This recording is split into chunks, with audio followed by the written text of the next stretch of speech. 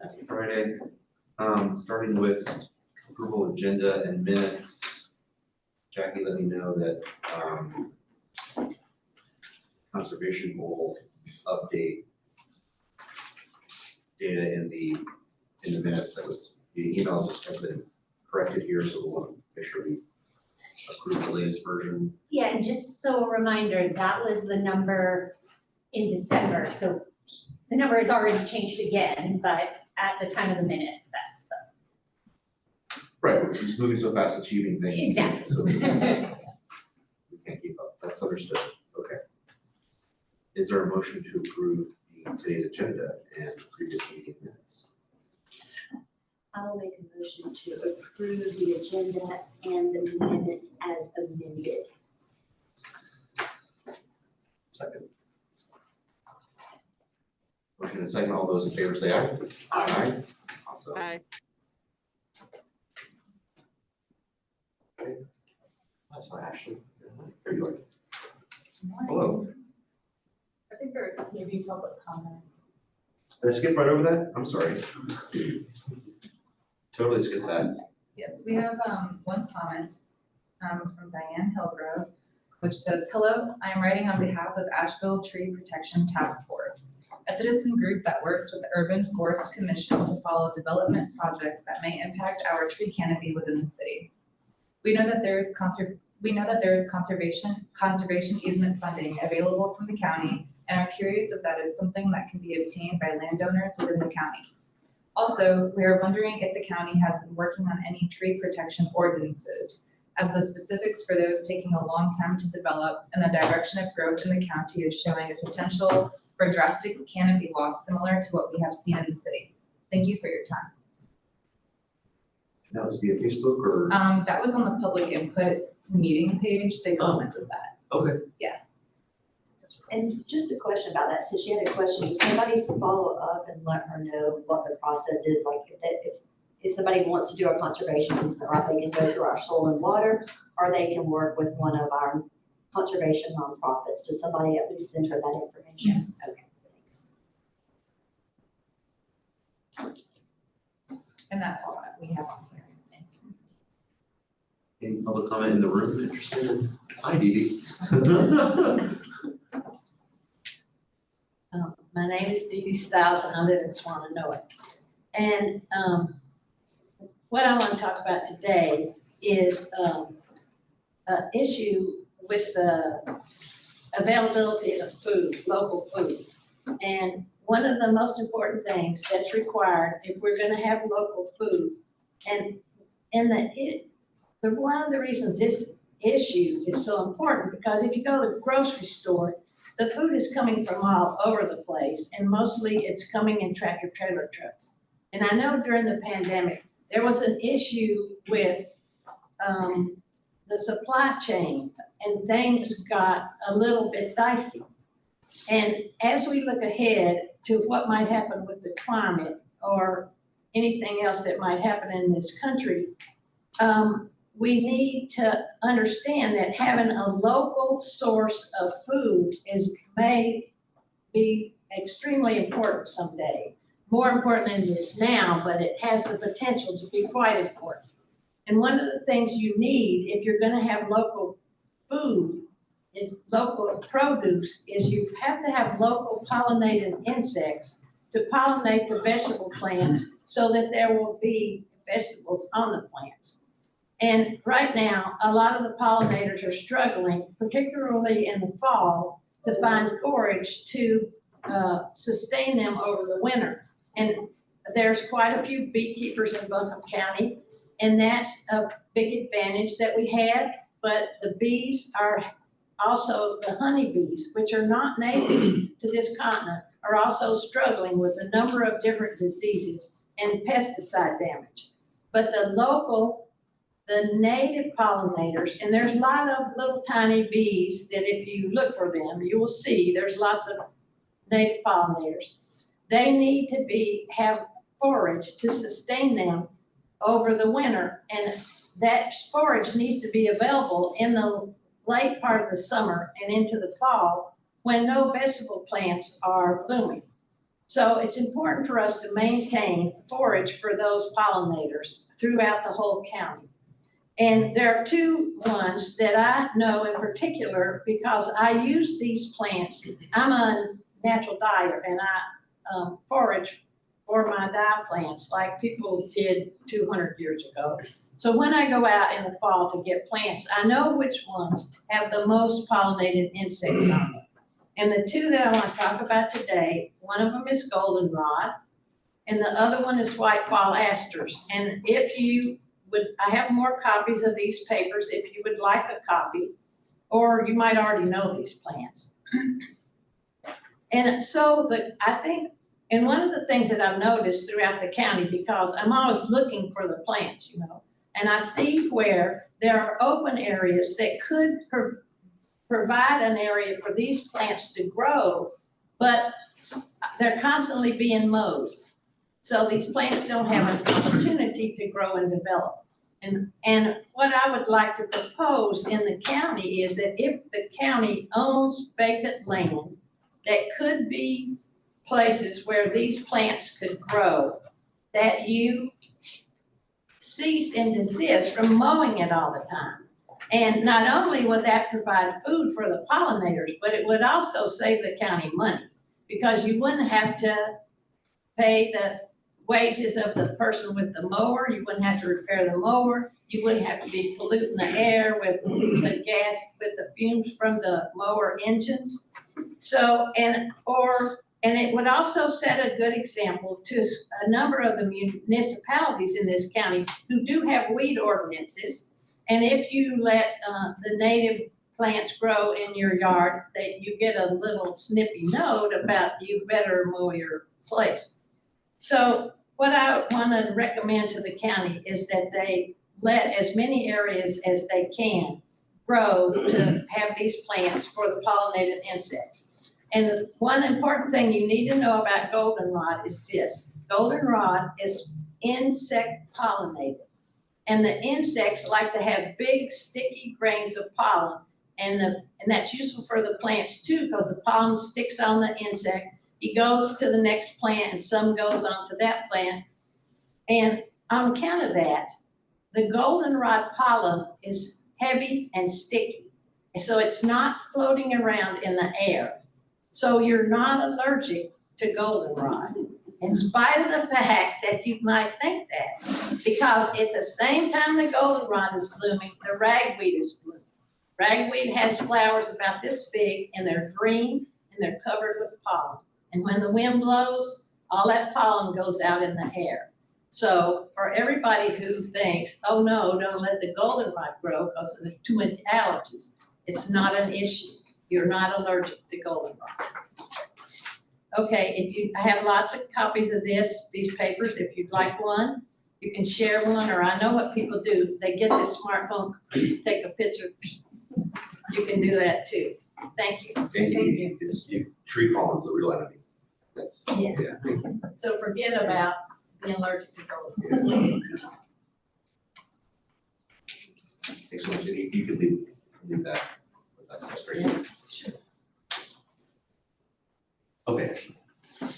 Okay, good morning. I'm here to talk about the Buncombe County Schools Clean School Bus Project and the request for an electric bus or more.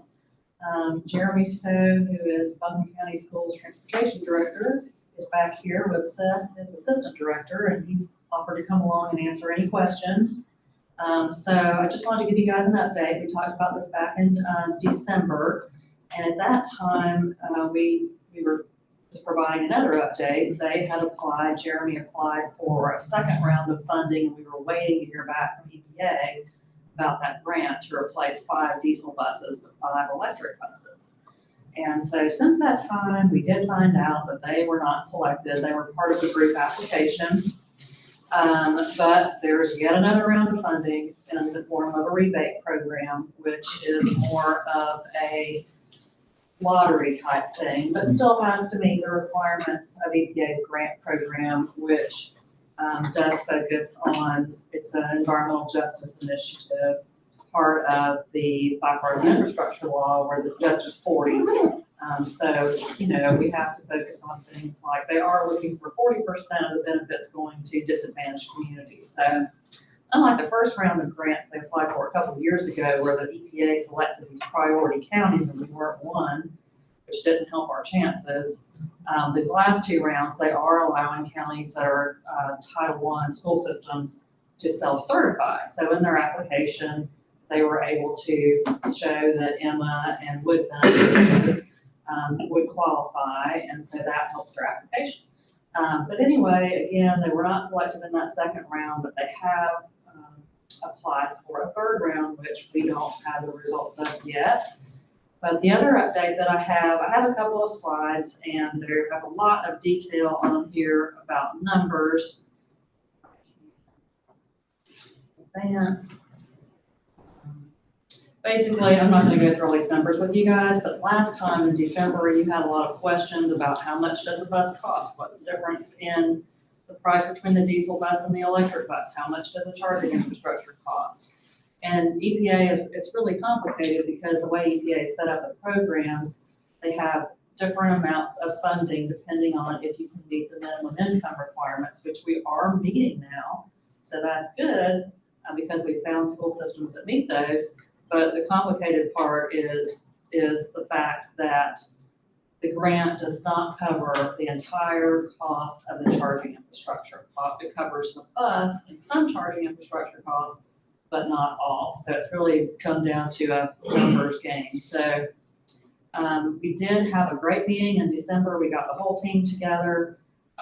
We had Duke Energy, Jeremiah from Sustainability, Sarah from the Vehicles Coalition, and Jeremy and myself found out about this parking lot program that Duke has, and they actually had 2 slots that had opened up. So Sarah and I helped Jeremy, of course, did most of the work, but he got an application in, he got selected.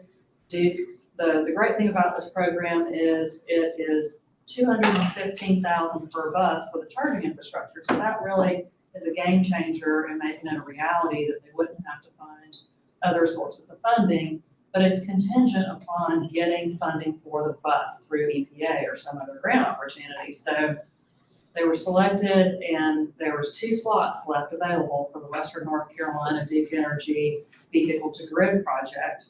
And so we were super excited about that, but again, it is contingent on funding. So we were notified just this week that another school system in Western North Carolina that did get selected for replacement buses in the second round has now taken that slot. So we've been on the wait list. But This slot now, yeah, these 2 slots. yes. Okay. So this slide was made before we found that out. So this is a little out of date.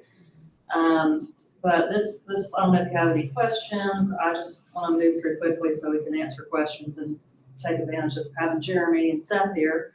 But this second slide I put together, this is sort of the business case, and this is about the Cherokee project. So Cherokee was funded, they actually got VW settlement funds in the first round, and so those funds were more beneficial because they covered the entire cost of the infrastructure and the bus.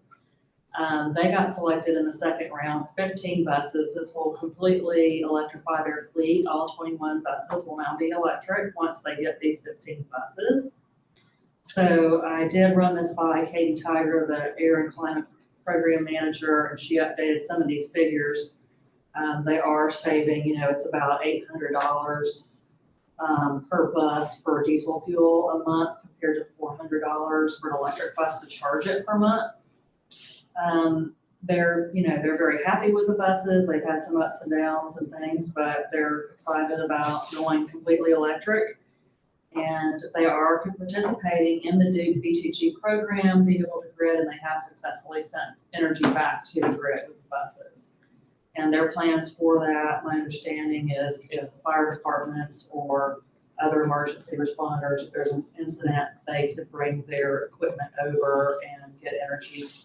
One benefit Cherokee has that Buncombe County does not have is all their buses charge at the same place, whereas Buncombe counties are all scattered around. But they are looking at the different benefits of the program, and Children's Health are tracking asthma data to see if they can see a difference once they swap out the fleet. So I put the link down here. There's the World Resource Institute wrote up a case study about them. The only caveat I would have is that the figures for the match, what Cherokee Eastern Band paid and what the Cherokee Boys Club paid in the case study is not the same as what I have. Katie updated that for what their match was. So I'll just leave it at that and have questions. Jeremy probably have more answers on any questions. So you said in terms of our differences with Cherokee, in the future, our buses will need to charge multiple places? Is that just like related to them having just one high school, or what do you mean by? I think it's because Buncombe County is so much larger and the schools are so much more Yeah. spread out that they just don't have the, Cherokee is. Just physically smaller? Jeremy can. Let me try to answer a few of the questions. Again, thanks for having me, Jeremy Stowe, Director of Transportation, Buncombe County Schools. Been a long-time principal in Buncombe County Schools, and my whole career has been in the education business. And now I find myself in the business of education, so it's really a different lens. Specific to your concern or point, we route every day 210 buses carrying 10,000 students, 15,000 miles a day. And if you really think of how big that is an enormous footprint that we have on that road every day. As I've had the opportunity in the last 18 months to transition from school administration to, again, the business side of education, to really analyze why things work for us and don't work for other places, or why things that work other places don't work for us. I have to quote one of our consultants, Derek Grant, who used to be the DPI consultant for transportation, and we're looking at some maps and routes, and he says, "Do you have a straight road up there?" I said, "No, we don't." So one of the luxuries that you have in smaller districts and more urban districts is you can centralize the location of your buses and route all of your buses outside of a general routing area. That doesn't work for us because of where we go every day and how far we have to go into the words of the hills and hollers. Back in, I'm looking at Terry there. It's not exactly a straight shot to get to her neck of the woods, and we have to go there and back every day. So specific to our electrification or looking at electric buses, we have to be really diligent and aware of where there will be good fits and where there will not be good fits. And noticing how large our fleet is, again, that 210 to 15,000 miles a day, we want to try to be a good partner in how can we be a little greener, how can we be a better neighbor to those that we're required to be a good steward too. So long story short, in the 18 months that I've been in this position and worked with Ashley and some other folks, if there's money out there, I've applied for it. EPA 1, we tried and we were told no. EPA 2, we tried and we were told no. The Duke plug and play, we tried, and this week we got a not right now. That's the way I interpreted it, not right now. If we can get something that's shovel ready, we may have a funding source there. Currently EPA 3, I am cautiously optimistic. I continue to get questions to verify our data, right? Can you self-select? Are you a Title I school? Do you have schools that would that are underserved that these buses would serve? So I'm cautiously optimistic that I've been able to verify that data. Specific to Emma, Wood, and Johnston, those three schools, one would fit the demographic need that we have of being a Title I school, being an impoverished community, et cetera. The second part of it, they're great for our department because all three of those buses, or all three of those schools have buses that do less than about 50 miles a day.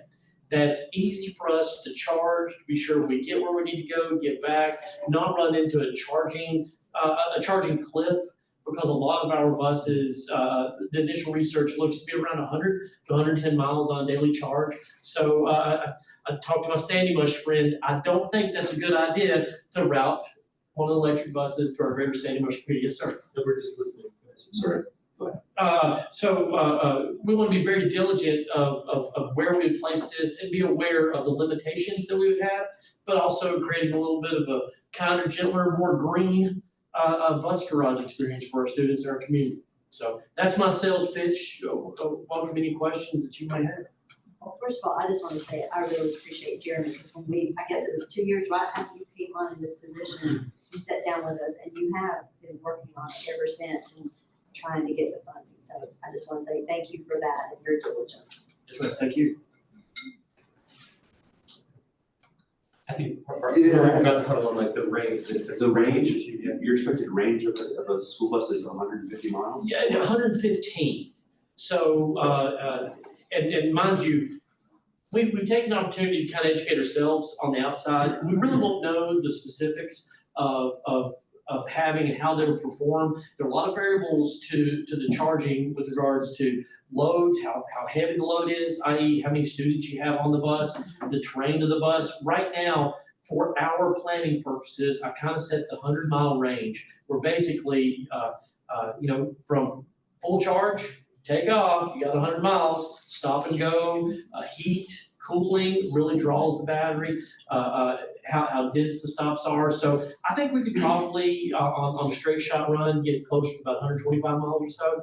But just as we plan, right, we want to be sure we plan well within that, in that parameter to not get us further than what we could return.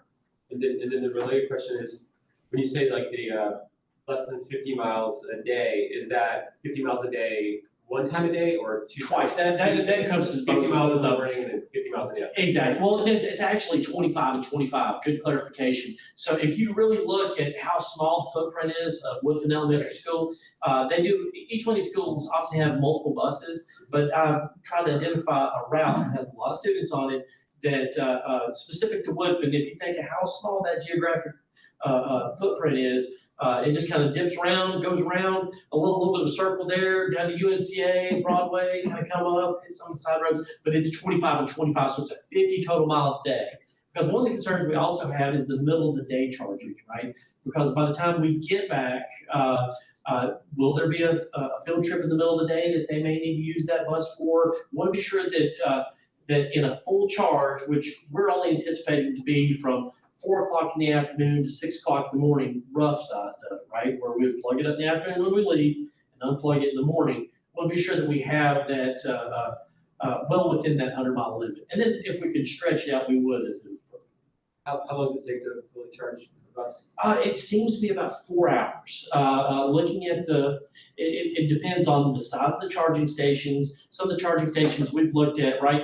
You're a big bus, you want to buy the biggest charging stations. I think they're referred to as 60 kilowatt stations, 240 volts. So we want to get bang for our buck when we put those charging stations in so that we can quickly charge those. Also, it's a V2G vehicle to grid type pairing with Duke. So when we put the energy in, they can pull the energy out as they need and back and forth to make that a good resource.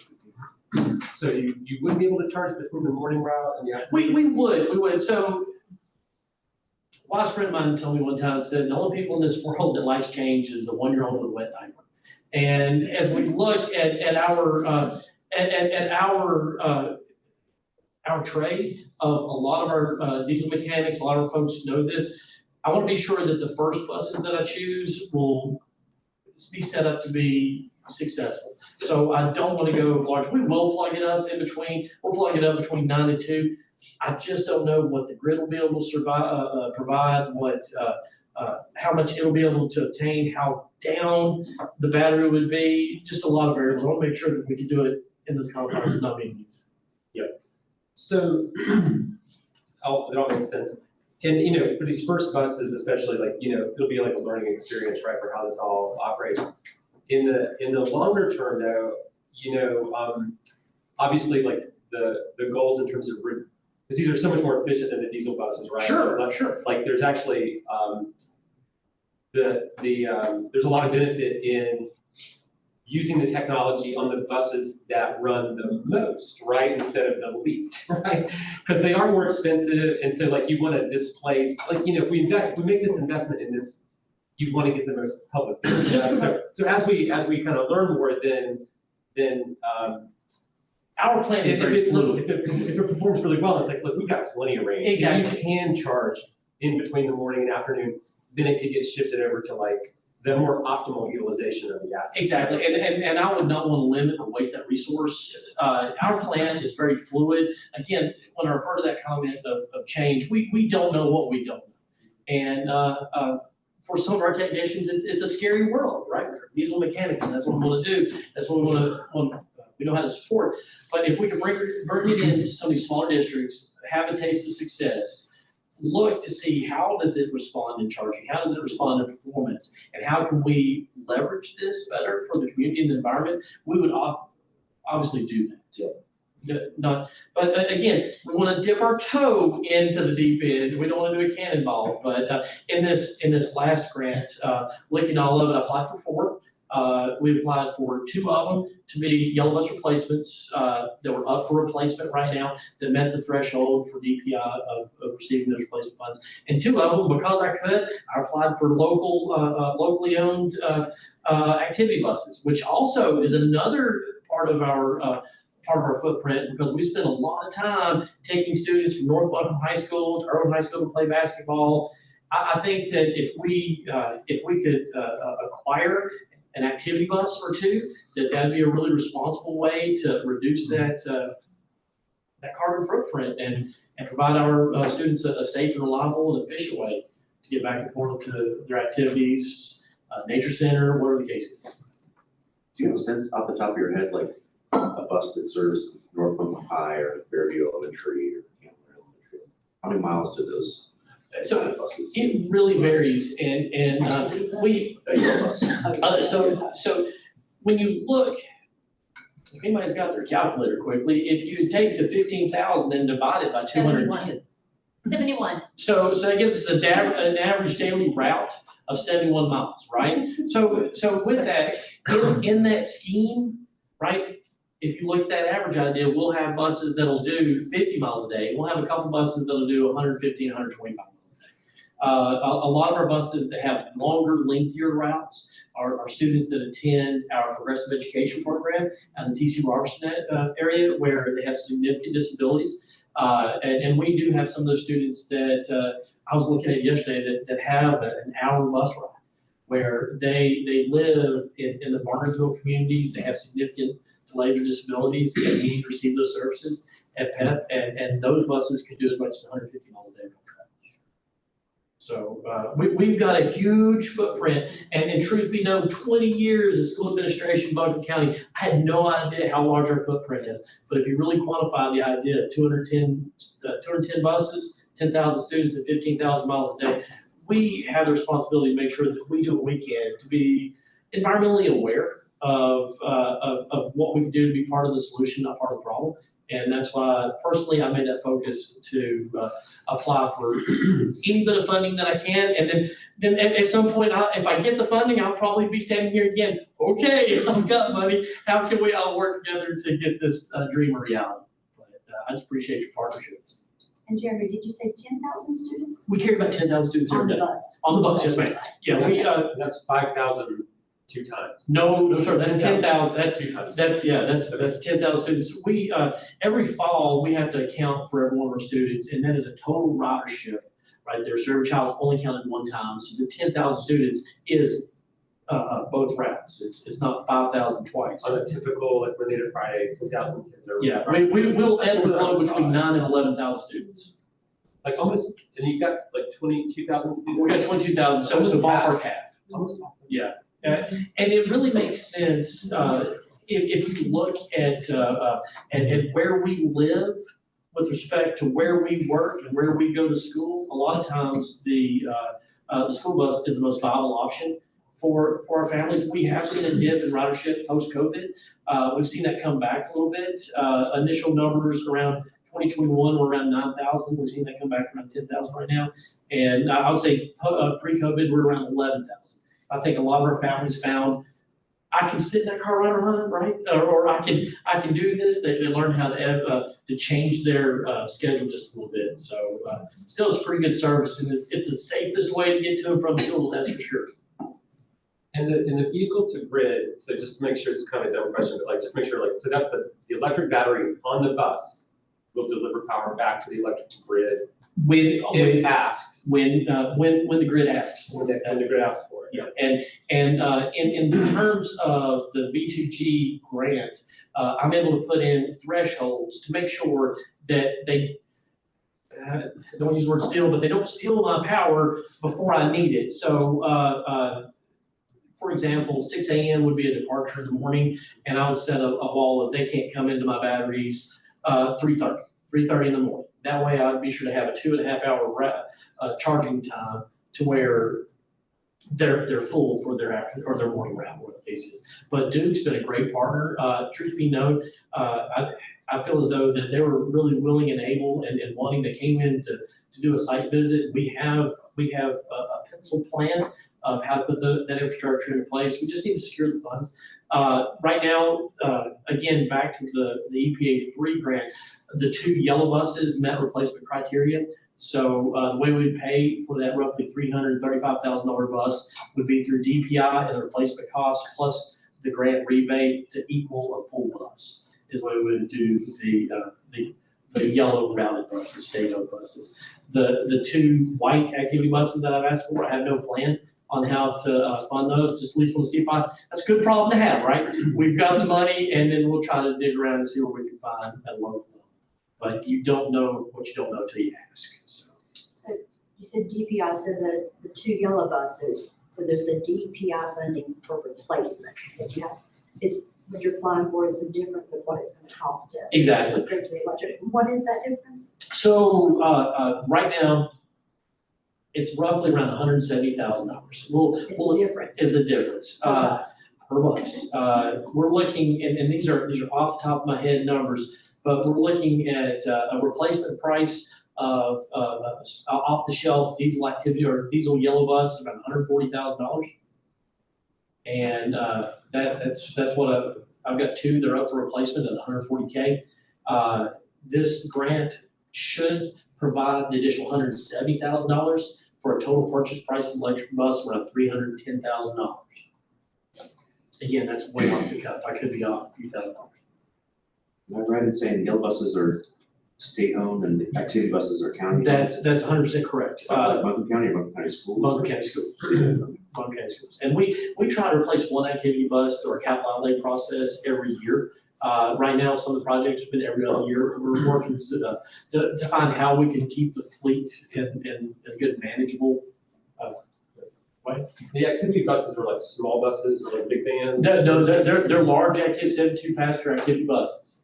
Why do you need such a big one for, are they full of people, full of kids too, or are they like, why do you use such a big vehicle? Well, so we could use a variety of different vehicles, but it's trying to be a good steward of the money to stretch that dollar. Because what ends up happening is, and I'll talk about football, and I'll talk about girls golf. Okay, so when the football team leaves on a Friday night, we usually send 3 buses. Those 3 buses are packed full. When girls golf leaves, they usually take 5 students. And I have to have some way of transporting in between smaller buses. I really don't feel as though I get the return on investment. So if we go to that $140,000 price tag for a large 72 passenger bus, a smaller 15 passenger bus that meets our North Carolina requirements, it's $120,000. So I lose a lot of seats for a small amount of savings. And that's where it just seems though you get more bang for the buck. Because when I buy those large activity buses, classroom sizes are typically around 25 to 30 students, so they can easily carry 1 or 2 classrooms on a bus. Sports teams, girls basketball, boys basketball, together with cheerleaders, you fill up the whole bus. So kind of direction a while back has been just keep that purchase at those large buses. We do have locally owned cars, so we try to dispatch when available for some of the smaller teams like Ford Explorer or something like that. It's a moving parts and pieces, but we're just excited to be here and excited about the partnership with local county and just see if we can be a little kinder, gentler, and a little greener in Amarillo. And what did you say the activity buses cost? 140, still the same price. Yeah, 140,000. Those 2 prices can kind of ebb and flow between about 145 to 135. 140 is a good plan.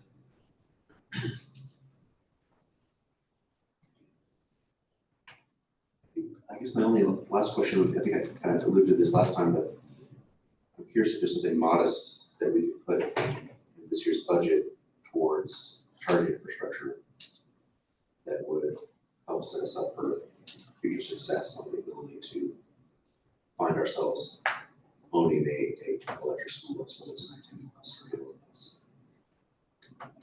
I thought the infrastructure, they're like Duke's willing to help on that, right? Didn't I They are. understand? The- That's what we can get paid for, is the buses that we're having a hard time getting funding for, right? Well, the grants pay for the buses, and some of the charging infrastructure, and so there's a need for finding, for the EPA grants. The state of North Carolina reached out to Jackie, and a few days ago, and they're gonna have funds too through the climate pollution reduction grant, and they've got a list of shovel-ready projects. And I was able to reach out to them, and they did not have us on the list, so I let them know, and we need to follow up. So there might be other opportunities that pay for more, but the EPA grants, we don't know the details of the North Carolina climate pollution reduction options yet, but the EPA is not paying for the full price of the charge. Is the Duke Energy Program one that was going to, And they, Duke Energy, had us in the queue.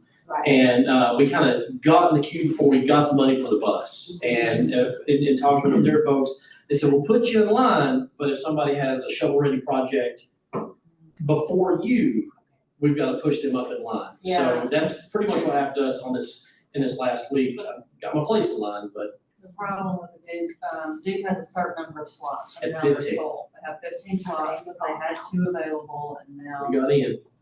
they're taken. So whether or not they're gonna add more slots, we don't know. But they did say, we'll put you on the wait list, so that was somewhat.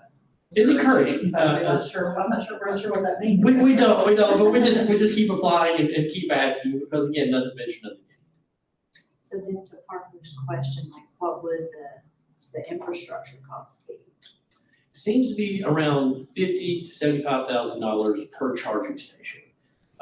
We would need, essentially, we would need 2 charging stations.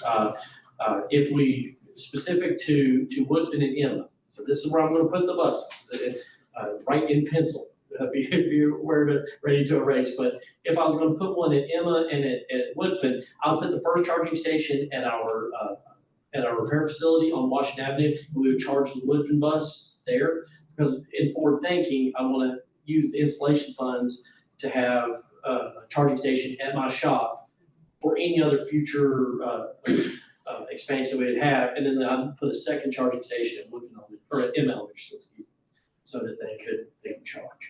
There's still a little bit of an idea that given the geographic location of Emma and Woodfin with respect to our shop, we could possibly do 1 charging station where Emma and Woodfin would be routed out of our shop, because it's not too far to get across Pearson Bridge and in the community from our shop. And again, those are a lot of the variables behind the scenes why we've chosen those 2 respective schools and not looked at the larger piece. It's just trying to dip that toe in to see how we would respond and go from there.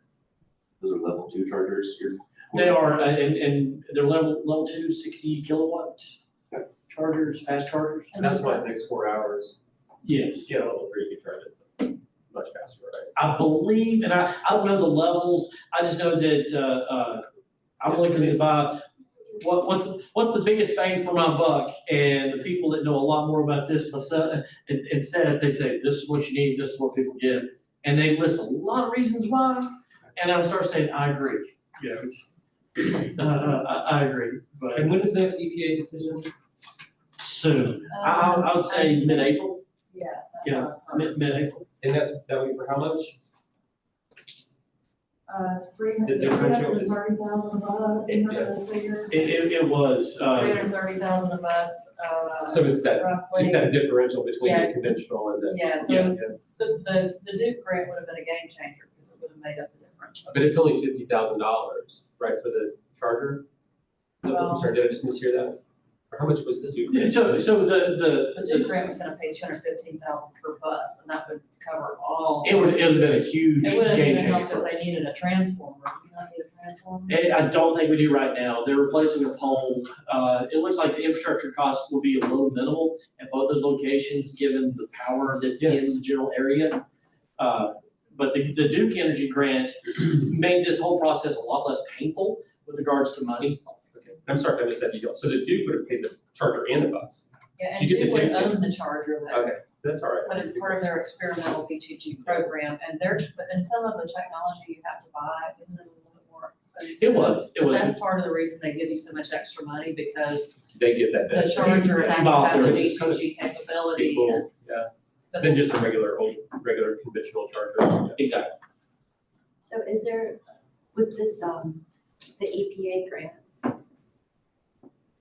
let's just say, is there anything with matching funds that helps bump up the chances of that grant? I'm just wondering, I know you've tried every time with this grant. I'm wondering, like, is there anything else that we can do that helps you have a better shot? I really don't know, to be full transparent. The first two grant cycles, the first grant cycle was very need-based, and we really did not meet the need of what some of the other grant recipients had. So we kind of knew that going in, right? But if you don't ante up, you don't know if you get to play. The second one, we did a partnership with a vendor. They did a vendor application through White's IC Bus. Identified 15 other areas. Again, there was never a match type language in the grant. It was just, do you meet the need? What does your infrastructure look like, et cetera. That was the same piece in the EPA 3 grant. Again, where I'm cautiously optimistic is I received a few emails of, can you verify this data? Can you submit this? So I don't know, I kind of feel as though a little bit of news is good news. So, but if we get the EPA grant, that doesn't pay for the charger. Well, it does, so it pays $345K per bus, so if we put that with $140K from the DPI, then there might be a little bit to pay for the charger, but it's not gonna pay. It's not the whole bulk of it, so let's get our So there's calculator. still a gap, there's what I'm trying to understand. That's, the gap would have been fixed by the Duke program, but Like, I'm now, just saying, like, It's a small, it's a pretty Like- small gap. yeah, like, because it's, the concern is like, these things don't line up at the same time, right? You get one, so, I mean, if, not that we have the authority to, like, decide all this, but like, simply, like, if we get the EPA grant, like, let's figure out the gap and like, let's get one of these done, right? And At least that's- one, two would be great, but if we just get one going, that would be. And that's where Ashley and I have, and you'll have to excuse me if I'm wrong, but if I can secure the bulk and have a good plan to put this into play, that's where we would come back here to say, we've got the bulk, we need some help here. Yeah. Do you have any help for us? And So maybe we it's make just that work. a regular old charger, not the full grid, Exactly. the grid or whatever, but like, it doesn't sound like it'd be a whole lot. It shouldn't be, when we really get down to it, right? Because if it's the 400, it's $400,000. What's the grant award per bus? I'm sorry. it's $345K. So 345K per bus, right? That gives us about $15,000 left. If I'm looking at that 300, plus $1,000, we always have an inflation factor in there. But anyway, I'll have a little bit to put toward a charger. Then, maybe we need another $10,000-$15,000 to get that charger ready. Again, these are really round numbers, but that would be the level of ask that we would come to ask. And I'll just remind board members that each year we budget contingency in our budget, and when we have a lot of unknowns like this, especially with grants, that's a good use of contingency. If you don't know what you're gonna need, and you don't know if you're gonna get grants, then you all can decide to pull from there. Thanks so much for the update, so. Yeah. All right, and if you ever need, Thanks for call me, and I'm glad to help any way we can. Excuse me.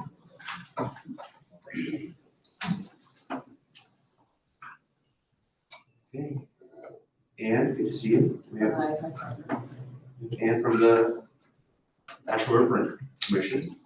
Give us an update. Yeah, thank you. Thank you all for putting some time into this meeting to hear about what we've been doing. And I thought maybe it would be helpful, because I think both Brownie and Parker were on this commission in the past. And you've certainly been aware of it, involved with it over the last number of years. What did you find really valuable and useful about the Riverfront Redevelopment Commission in the past?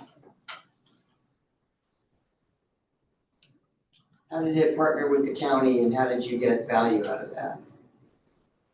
Do you have any? I don't think I have. I Like, you're partnering with the county, I don't. Yeah, not much with the county, I don't recall. It was very focused on, I was on it like right after I got elected to the commission. A lot's happened in the riverfront since then. And there was a lot of like development activities starting to happen then. And of course, like the whole rad tip project, like that was really the rad tip project was like the main thing that the committee heard a lot of updates on when I was here. So, And primarily what I saw, like when I first started on it in 2021, was mainly development applications related to the RAD. It wasn't super clear to me like why the committee was getting those applications, or for what, to what end or purpose they were reviewing them. But that was primarily what we did as a commission. Well, I mean, that was part of the original charge, was to be one of the evaluators, if you will. I understand, I wasn't involved in that, but be one of the evaluators of projects that came to the RAD to give input so that the other commissions and committees that were involved would have that feedback from the perspective of this commission. And I think about 3 years ago or so, that was taken off the plate and put together with the downtown design review process. So those are connected, and we have 2 members from the commission, Riverfront Commission, on that joint evaluation. But even yesterday, we saw information about that one on Riverside Drive. It's going to be 250 or 245 apartments, changed from mixed use to just straight apartments. That's what they're talking about now, right across, right, you know where I mean? Yeah. So, I mean, we're still doing that, and the perspective of the commission is so broad with business people, environmental people, representatives of all kinds of different groups and with different backgrounds. And Maggie Ullman is on there now. So we have, I think, questions that come up are helpful. They took a lot of notes yesterday about what we were thinking and what questions we had to take back to the other process, to the parts of the process that are coming afterwards. But thank you for that. I think what I wanted to do today was just to give you quickly an update on what we've been doing and why we changed ordinance and so forth. Parker knows a little bit about this, but I thought it might be useful for the rest of you to have some idea. It hadn't been looked at, I think, in over maybe 10 years, the ordinance. And as you know, the city was going through a whole question about how often should people look at things that they are charged to do. And if you haven't looked at your ordinance in 10 years and things have changed, certainly the RAD is radically different than it was 10 years ago, and their needs are different. So it seemed like a good time to go ahead and make an update. Because the design review part was taken, we needed to take that out of the ordinance. So that's removed now because we're not officially required to be part of it. And then the River Summit that we held, and Parker was there, I believe, in 2022 in the fall, got a great response from people concerned about a variety of things in a wider scale of the river than just in the RAD. The need for education and getting people aware of what's good and bad and how we should look into the future about development and impacts of climate and all those sort of things that are affecting the river. And so it seemed like it was better to look at it from a broader, almost watershed perspective, even though we don't have the whole river in this county or even in the city or anything. So that was part of the thinking that was going in there. And I think the name change reflects that. It's looking at a broader scope, broader part of the river and the watershed than just really around the RAD and redevelopment. It's a bigger picture than that. We also took the opportunity to think about with the seats, what should the commission's seats be? Who should be in those? And we broadened it. We took off, there were several organizations that had 2 representatives that were very involved in the beginning. There was, I understand, the conflict between environmental and economic and business sort of people at the very beginning was the reason this commission was set up. And there were 2 SIBO members, 2 RiverLink members, and 2 Chamber of Commerce members.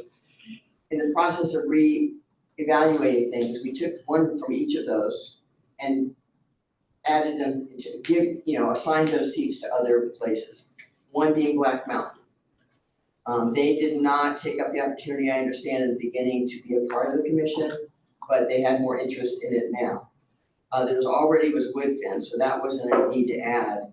The Swananoa region where things are starting to happen, seemed like it'd be good to have somebody there, and you all were able to appoint somebody to that seat.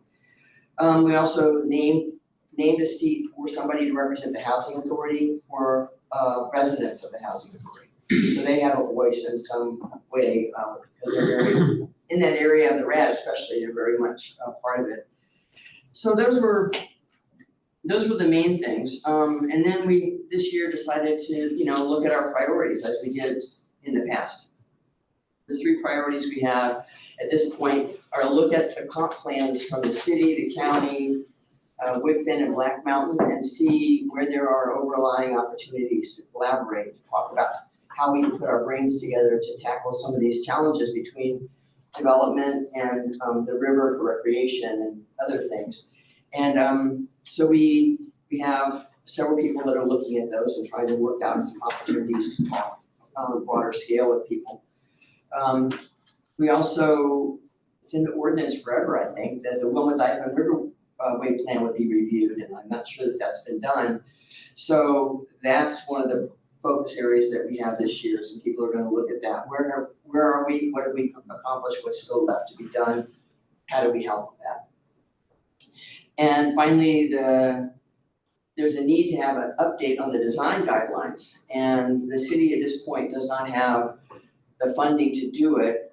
We have some design experts on the commission, and we're going to work with the city staff and try to help do some design guideline reviews, and also look at transportation needs down in the RAD. So I think in many ways it's very similar to the priorities and values that the commission had over this time, but it's, I think, been informed by the input from the summit and just by what's happening now. More movement down in the Swananoa, for example, maybe, and having a partnership with Black Mountain would be a helpful thing, we thought. And we certainly know that we need to have involvement and discussion with what you're all doing, and I hope that will be part of it in the future, even though right now, we might not have somebody with that voice.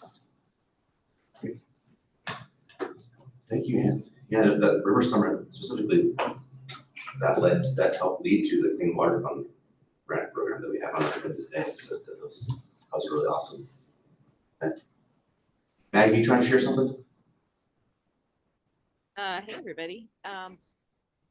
Yesterday was my second meeting of this committee.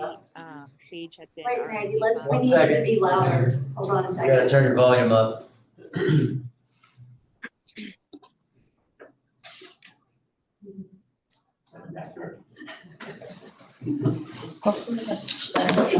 Okay. Is that any? Go ahead, Maggie. Does that work? Yeah. Great. Hey, everybody. Yesterday was the second meeting that I've been on this committee, so I'm still new and kind of getting my feet wet. And I know Ann and I have been talking a little bit, and Brownie, you and I had a conversation the other day. So I'm just still navigating what I think will ultimately be an evolution or transition for this group, where, as I think Brownie stated at the beginning, the impetus and need for this looked really different. The River District was in a really different place, and it's moving in a different direction. And so I'm not really sure where it's going. I think the committee has a lot of vision, but what I'm hoping is to also make sure that the committee is in connection to what city council needs and the city council's vision, then hopefully all, if it remains a collaborative space for us, I think that could be really productive. But right now I'm just trying to kind of in that discovery phase of, we don't have commissions just for the sake of it. We need it to be in direct connection to the policy needs of the policymakers. So I'm eager to be part of the commission to help guide that path as this reinvention period has started and continues. So that's all I'd add. Thanks for being here, Ann. Thank you, Thanks, Ms. Maggie. Thanks, Ann. I just want to do a quick agenda time check update. Is there, I think number 9 is only going to take us 3 minutes, would be my hope. At the end here, is there something we should do first to make sure we get done today? Maybe we should do that really quick, because we've got 30 minutes for it, if it goes as fast as Yeah.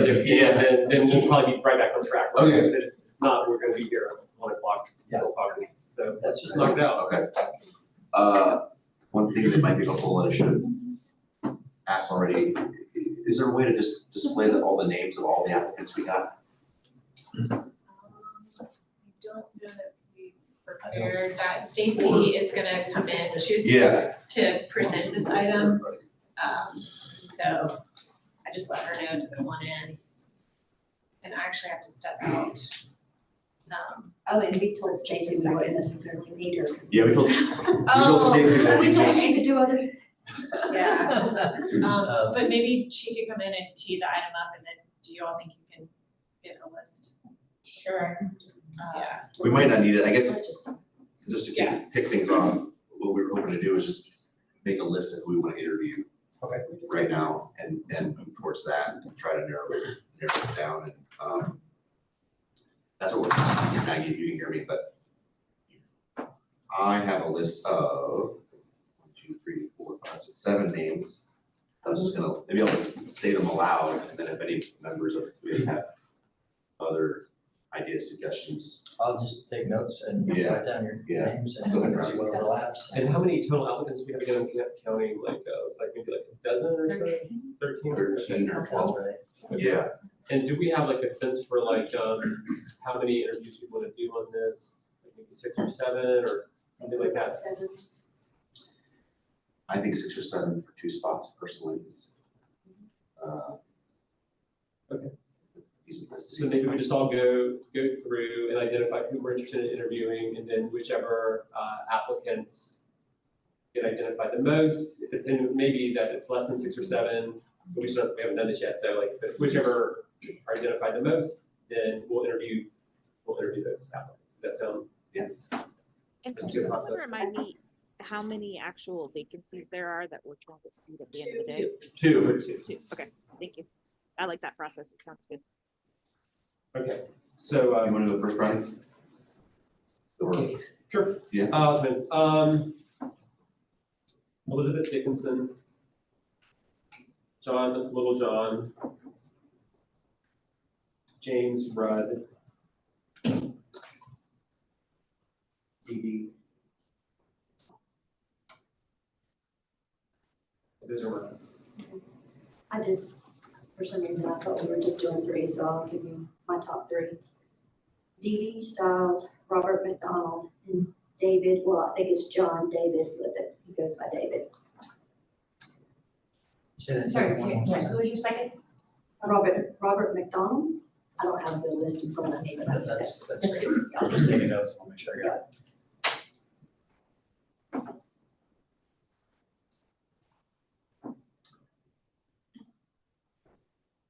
Maggie, do you want to jump in? Sure. So some folks I think could be good to interview, similar names I'm hearing, Elizabeth Dickinson, Josh Littlejohn, Brad Rouse. I'll just offer those 3 since we're kind of getting. What was your second What one? was the second one again? What was, Josh Littlejohn, Elizabeth Dickinson, and Brad Rouse. Gotcha, I meant to say Brad Rouse as well. gotcha. Thank you.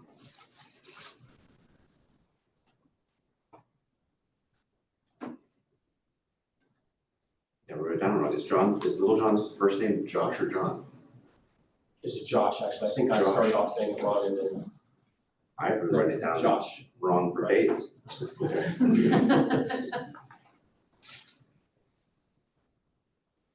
I think it's Josh. Is that right? Is that right? I think that's right. Okay. For interviews, I had Bill John, James Rudd, Robert McDonald, Brad Rouse, Dee Dee Stiles.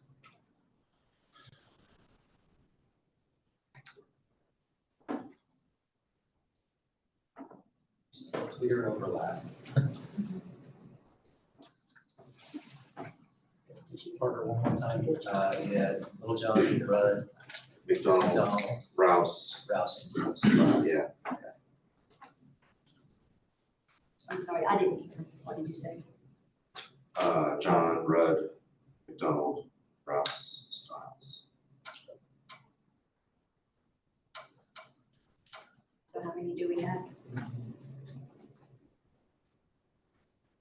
There's several that overlap, not entirely amongst all four, but Little John is pretty common amongst all.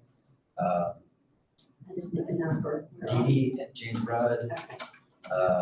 Brad Rouse. So I mean, I think we can easily knock 6 out of this group. Yeah. That's the number you're kind of thinking. You said 6 to 7 interviews? Oh, Are there any more, is that, Well, if we- Seven individuals have been named so far. Okay, so, then let's do the 7. Let's do the 7. easy enough? Yeah, let's not overthink it, right? don't mess with it. Okay, sounds good. So right now, there's a room reserved for March 19th in the morning to schedule interviews. Is that a good time? Sounded like you had a, I have audit committee starting. Okay. So we just need to find. we need to, our plan was to do it up here in the commission room in the chambers that you guys have on each side of the hall. But the date and time is really up to you all and what works for your schedule. Is this something you want to do in person? Yeah. I think we have housing at 1. When does your audit committee over? Or is it That day is just more crazy. fluid? Yeah. Yeah, that's also the state of downtown. It's just not a good day. I can't do it like that. Maybe can we just figure that out, keep going right now? Yeah. Schedule, y'all huddle up and let us know. We'll- Yep, let's keep going, We'll sure there's- figure out when. Just for the meeting record, also while you're interviewing, the start terms, the initial terms for the 2 candidates will be different. Mhm. So Okay. just keep that in mind, who you have the longer initial Okay, by any year. thank you. Okay. Solar utility bill update. Yep. How we doing? Pretty good. Pretty good. Share my screen.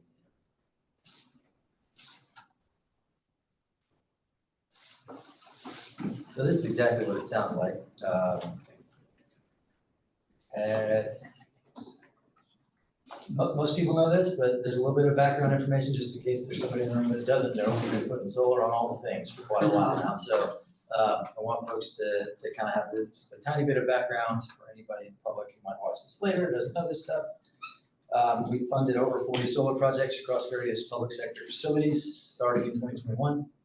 City schools, county schools, AV Tech, and of course our own facilities. We started this right when the pandemic hit, so, obviously construction schedules have been interrupted on a number of occasions for a number of different reasons. At one point, everything just stopped. At one point, solar panels became impossible to get. So construction timelines have been a little bit crazy over the last few years, which means these systems have gone online at a variety of different times. Each project is designed very uniquely for the facility that it sits on. And that means the size of it, how much it offsets of that particular building, et cetera, is different for everyone. They're all sort of their own unique project. The reason I say that is one thing we're also looking at, since some of these have been online and has been fairly staggered, is that utility rates have cleared. Anybody noticed their bill go up? Yeah. You might have heard about that.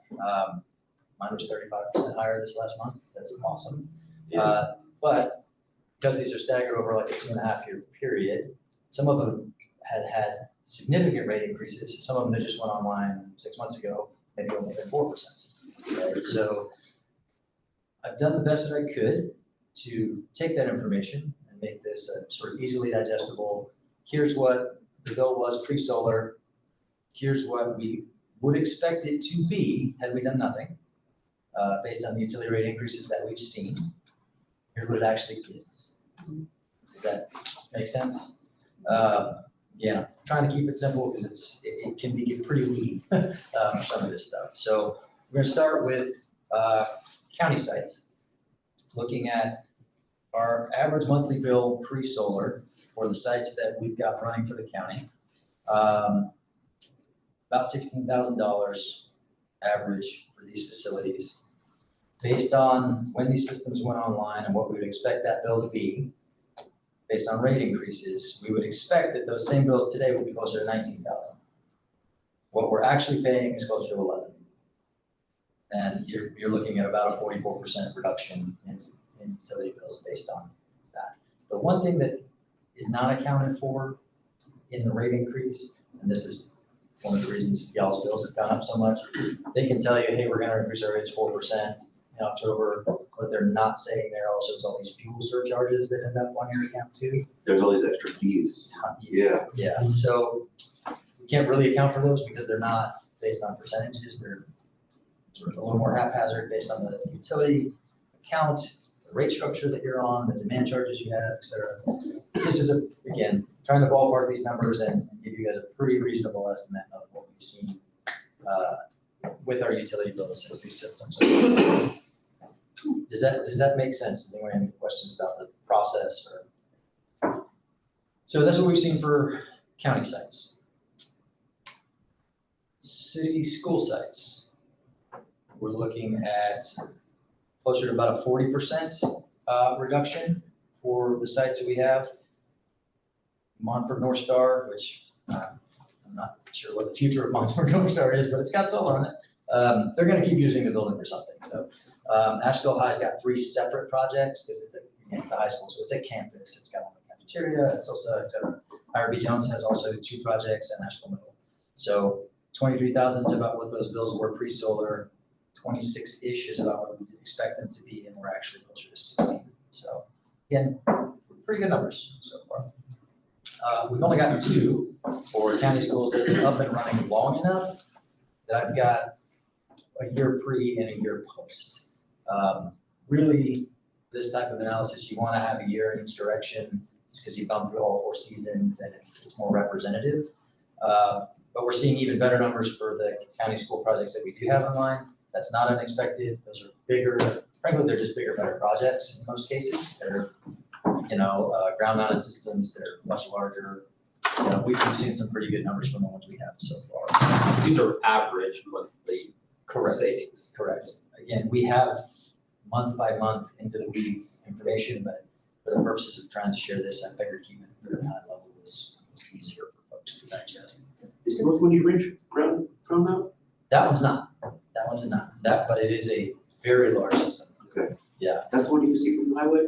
Mm-hmm. Okay.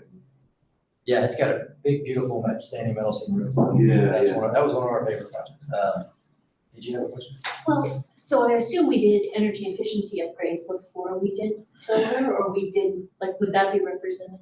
It would not be represented here. I would say, well, with county schools in particular, they have a much more robust staff for facilities and maintenance. City schools really does not. They have what I would consider a pretty skeleton crew when it comes to the facilities and maintenance. They do not do nearly as much in terms of operational efficiency through projects as the county schools do. County schools are much more proactive. Why we're seeing such a much better, or just the size of it? It's mostly just that they're more cost effective, better projects. The county schools just had all the best projects for the county school project.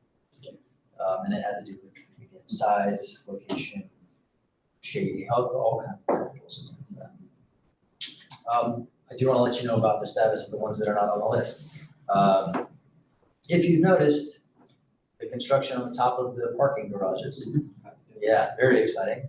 About 75% done. So the 2 canopy systems are going on College Street deck and the House Avenue deck are. I think I saw that out of my office window and I was like, is that always there? Yeah, Yeah. it's if you get a chance, go pop up to the 7th floor and just peek your head out. It's very exciting. That's been like 3 years in the waiting for these to get done. As well as the judicial complex, that was a very recent project, so it's in progress, but it's also maybe 70% done at this point.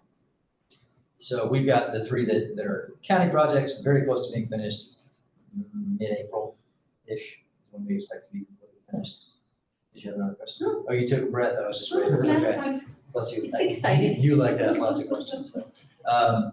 County schools, a number of those projects are either finished or very, very near finished, and we're just waiting on Duke to swap meters for us.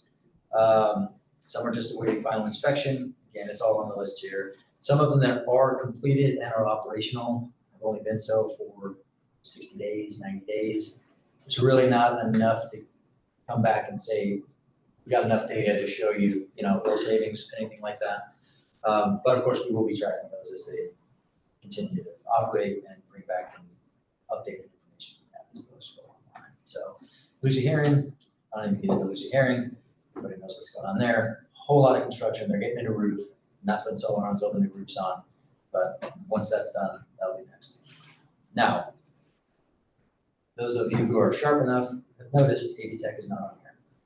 That's because AV Tech didn't get us their bills until really late in this process, but we have them now. I will say that we have, just full disclosure, we are running into some real issues trying to decipher their bills. And I am not pleased with what I'm seeing, not from AV Tech, it's nothing to do with them. So we are working with the utility to see if they've made some mistakes in the bill. I'm not seeing what I think we should be seeing from some of those systems, knowing that when I look at the inverter and look at the data, that they're producing what they should be, we should be seeing better numbers. And so I didn't think it was prudent to start showing you those until we've had a chance to get into a much deeper dive with the utility company and understand what's going on.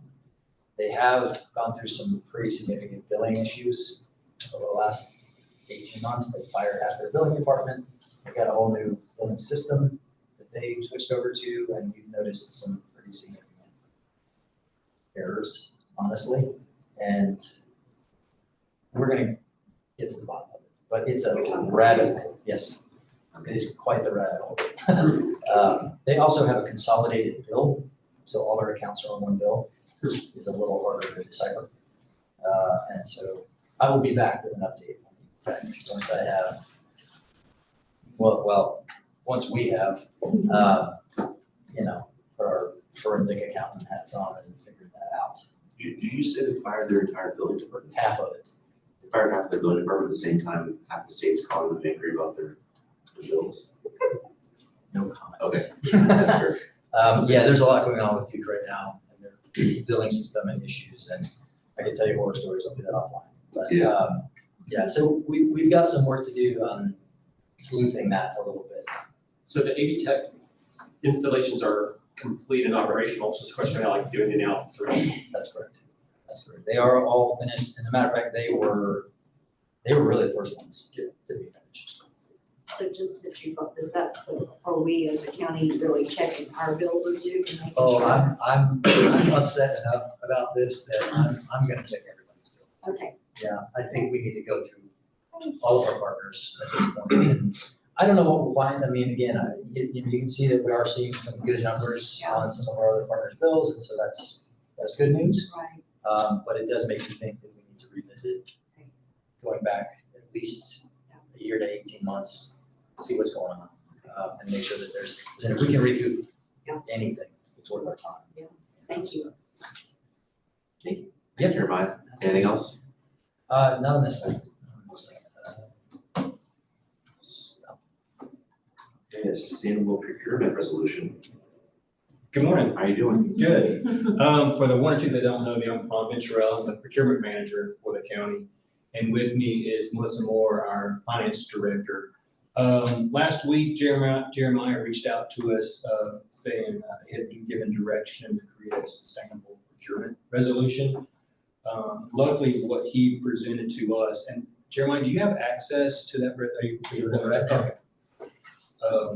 Was really already really good, and we didn't have too many questions or updates to it. We just wanted to be sure. Has the subcommittee had an opportunity? I think maybe only me. Just a little bit of background context. So I got contacted by members of the, I guess just the Sierra Club, and they basically said, with obviously there was this whole debate around should we do a plastic bag ban ordinance at the retail level. We were all looking at and probably going down that path, and then the legislature's like, you can't do that, local governments can't do that. So the question they had was, would we in local government, and this could be the county and Asheville and the other municipalities, would we be interested in basically kind of coming out and saying, look, although the legislature prohibits a ban on single-use plastics, we want to do a community initiative. It's all volunteer. Anybody has to do anything. But like basically kind of like to promote the idea of encouraging reusable, specifically like reusable bags to displace the utilization of single-use plastic bags in the retail setting. So that question got asked to me. I think they drafted this resolution. They would like to do something around Earth Day, kind of coming out and having local governments and the different environmental and nonprofit groups all kind of come together and say, like, we're going to do this community campaign.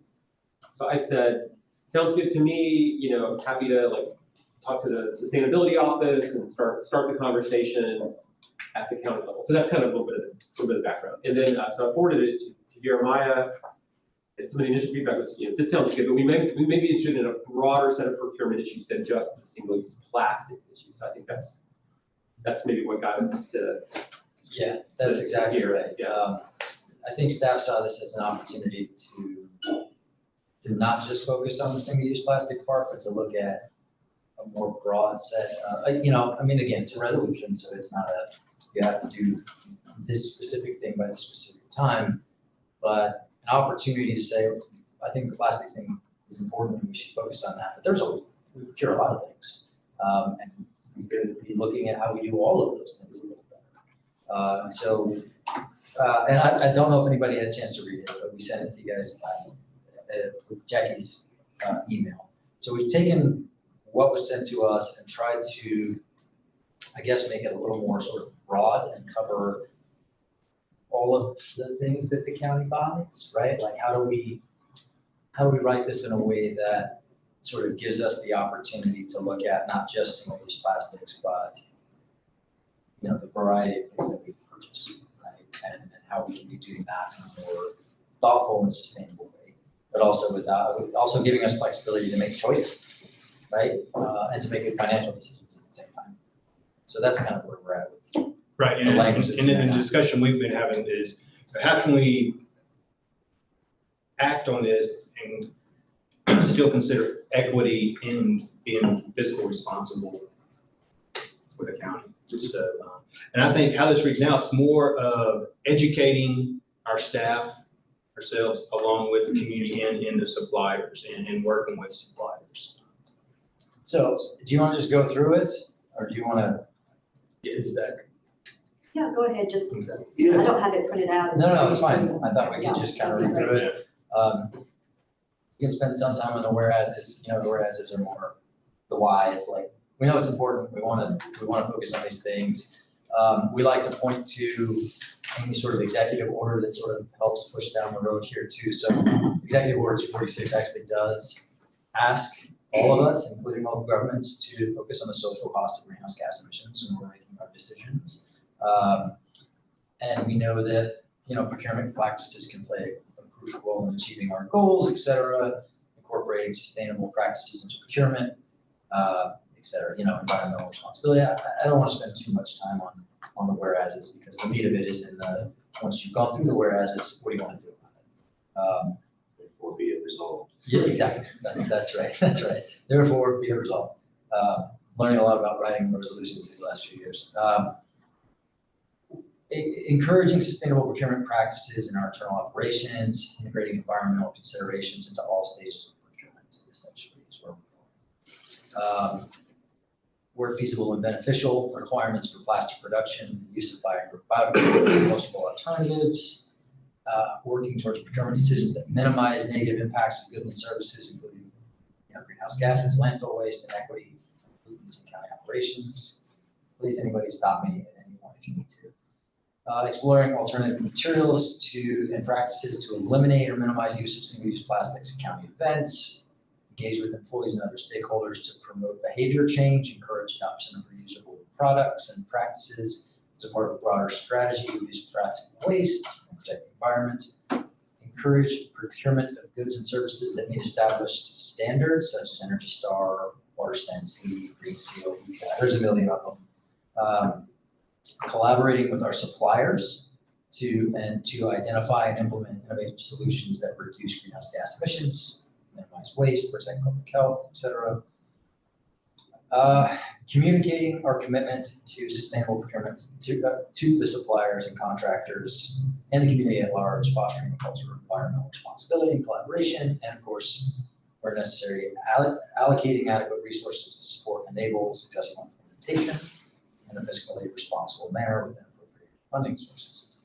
You weren't who wrote that one. So that was me taking what you sent me, Brownie, and I did send this. Absolutely. Wherever you're talking. We ran this by all of the folks internally that we felt like were appropriate stakeholders. That's obviously finance, procurement, solid waste, our folks that sent in environmental subcommittee staff, et cetera. You know, wanted to sort of craft language that, again, we felt like would help us when we go to departments and say, you know, this is what we want to start doing from now on. We need no more of these plastic bottles in all these meetings. We need to look at our janitorial contracts and we look at, you know, all of the things that we do. We do already have, you know, the LEED Gold for construction and renovation, which does cover a lot of this already. In order to get LEED points, you have to meet a lot of these things. So it was really kind of everything else that we were thinking about. So that was a lot. And obviously, you know, ears are open, whatever you guys want to say or suggestions that you have. You know, we're happy to listen. Any thoughts or criticisms? I'm all about those too. A couple things come to mind to me. I think it's great. It's the kind of thing, that's exactly the kind of thing we should do and frame it as a procurement resolution. Like the school capital commission comes to mind, like all the different government entities that were involved in purchasing equipment and machines that use fossil fuels might be one thing that this alludes to that, but maybe making that more explicit would be a possibility. Just around that. Our goal is to not buy machines that burn fossil fuels. Just maybe saying that out loud. Yeah, it's always been a bit of a, like, how do we do this when it comes to the AV Techs or the city schools of the world when we're buying their HVAC equipment? Yeah. Because obviously we have our own lead policy, but I don't know where we're at in terms of having the authority to tell them they have to follow something similar. Yeah. So, I mean, we're happy to kind of play around with this language some. Yeah. And it's a resolution, so I'm not. Yeah, like that's exactly right. Yeah, I mean, I think it's encouraging it and then within the school capital and whatever, that's where we have that conversation. You've been hearing that banner right now. Yeah. So we do, you know, there's an awareness as we're moving forward. I think it can be done at that level.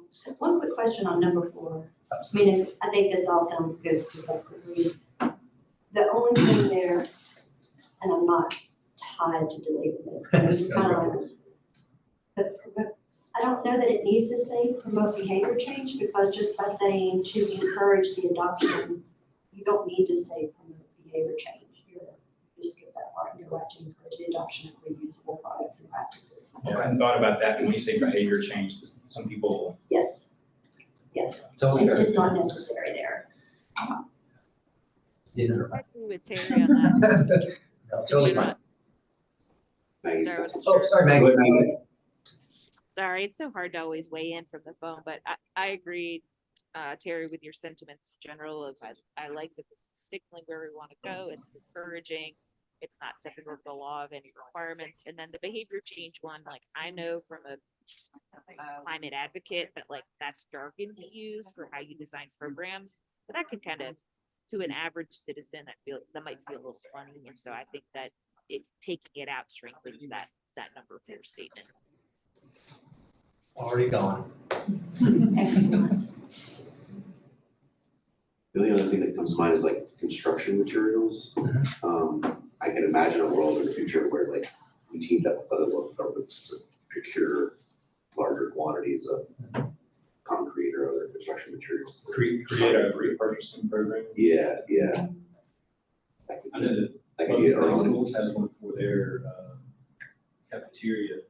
They group with other smaller school systems, cafeteria purchases. So Oh, yeah. it wouldn't be too far. Or trying to figure out where we can just store material might be something to think about. So I'm sure between us and like 3 other counties, the state buy a lot of concrete and Yeah. other things that I can't think of. So I think to your earlier point, Terry, one of the things that I think staff thinks about when a resolution like this is gonna happen is an opportunity for us to point back to it as staff when we're working with other departments, right? And say, well, the board passed this, clearly it's a priority, so we need to be thinking about this, looking at this. And one of the things that we've already started doing, and again, we already have the legal resolution, so that really covers a lot of the construction stuff.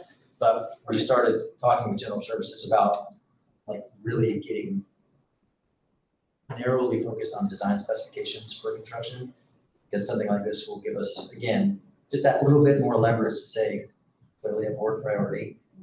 So we need to get very specific about construction materials, and that can be anything from your carpet to your paint to your drywall. I mean, you know what I mean? So that this kind of thing, I think, gives us just that much more leverage from having those conversations to make those slightly better choices. Nicely done. But the money too, that's right, but the money too, yeah, and that's fair, and that is why in our lead resolution, we have that opportunity to provide you guys with that life cycle cost analysis, right? That's why that's. Number 7 says, basically. But that is what number 7 says, that's right, Right, that's right, 7 or 8, yeah. that's right. number 8, yeah. If the environmentally sensitive thing to do costs 15 times more, well, we have to make that, you know, like, that's a choice we'll bring to you all. So this is great. Just looking at this and this procurement policy for the county, all for it. And go back to like the Sierra Club's like original request. I mean, as I'm just kind of like seeing this now, I'm just kind of wondering like maybe this is like, should be like 2 different, right? Because this is like a county procurement policy, right?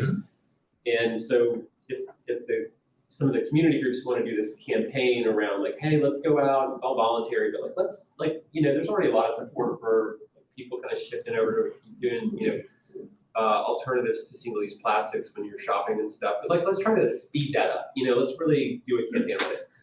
And if local governments are like, we're for it, you know, not that again, it's not like a regulatory policy, it's more of just a, yeah, let's go. It seems like that should be a separate, it's related, but it's just distinct enough that maybe that would be like a different resolution. I don't disagree with that. I think the reason we went this direction was because that resolution that they had put together did require the county to like eliminate single-use plastic by January of next year. That's right. The one thing that we do kind of take on is like, we do say that we as an organization will do our best to avoid single-use plastic. So this would kind of be our being framed like, yes, we thought that through and like we have, and then beyond that, it's more of just like us all promoting the idea in the community through public education and things like that. So isn't there, okay, taking that into account, going with this, right? Personally, I feel good about this one. And then whenever we adopt it or say that when we take it to the full commission, right? And it seems like that's still an opportunity instead of having yet another resolution. Because at some point, a bunch of resolutions start to seem meaningless, I think, to the community. Whereas this is something specific then that we're going to do. And then at that same time, we can invite the Sierra Club member to also speak during a presentation or whatever and talk about the public campaign. And this is our way of showing our support for this. Well, I agree. I mean, well, I think doing too many resolutions can, they sort of become meaningless. But I mean, in a way, I kind of look at this, and this is sort of like an inward facing, like this is what we're going to internally do, right, as an organization. So I think having 2, like one kind of community focused and one kind of internally focused, to me that seems great. Or we could just, or if we want to do something to build into this resolution, to make it kind of our internal procurement policy, while also kind of embracing, like we also, encourage the larger community to embrace this initiative around reducing single-use plastics. There's already some language in here, but maybe that could be fleshed out a little bit if we wanted to just have a single resolution, so we're not doing, a bunch of different ones, and it's kind of confusing. Maybe on some of those items where we list the employees, our suppliers, maybe we also include community and Encourage community. Yeah. Kind of broaden it to be not just network facing, but also. We don't have to like wordsmith it all right here, but if we can kind of, I just kind of want to kind of get a sense for like the direction we want to go in, and then we could, get wordsmith it, staff could wordsmith it some more, but I do think like, I do think there's already a lot of, I think even the legislature kiboshed the idea of an ordinance. It is pretty clear, like there's a lot of momentum around, like this is one of these things where it's like people are sort of figuring it out, like, and I think, if the city and the county and all the local governments come out and say, hey, we really support this, this actually is, we only do have one landfill, and like we can't build another one, and this is not the total solution, but this is part of it, and there's all these other, trash and, energy related reasons why just, moving to reusable stuff has a lot of it. Seems like a good thing and doesn't require a lot of us to do. So basically just kind of want to get any feedback, like is there any reasons like we shouldn't kind of like endorse that community-led initiative around single-use plastics? Well, there was something you just said, I like the way you were framing that, but we're encouraging this because of these multiple reasons, like our landfill, what did you say, Trash, litter, energy. all that, like that. So it could just be like one additional phrase in there somewhere, however that encourages this on the community level for those reasons potentially.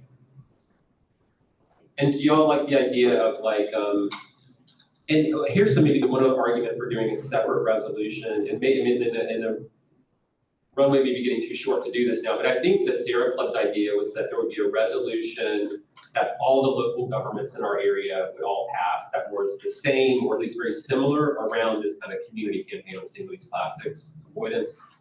So, I'll just say I'm open to either. It could either be fleshed out here a bit more, or we endorse a separate religion. Honestly, I'm fine with either, and you don't necessarily have to figure out the logistics of all that today. If people are open to either or. So, I think the reason that we chose to go in this direction and have it be very internally focused, number one, was just to be able to do this work, right? But my interpretation of the resolution that they sent was that they wanted it to be internally focused. They want the county to ban single-use plastics in our own operations, right? That's how I read it. And my understanding is that's what they're asking of the city as well. It's like, no more single-use plastic in our operations in any way, shape, or form. By January of 2025 is what the ask was in that resolution, which is very, very soon for us. I support the way we. Yeah. Well, I think it's just talking to them, and there may be kind of difference, a little bit of difference between the resolution.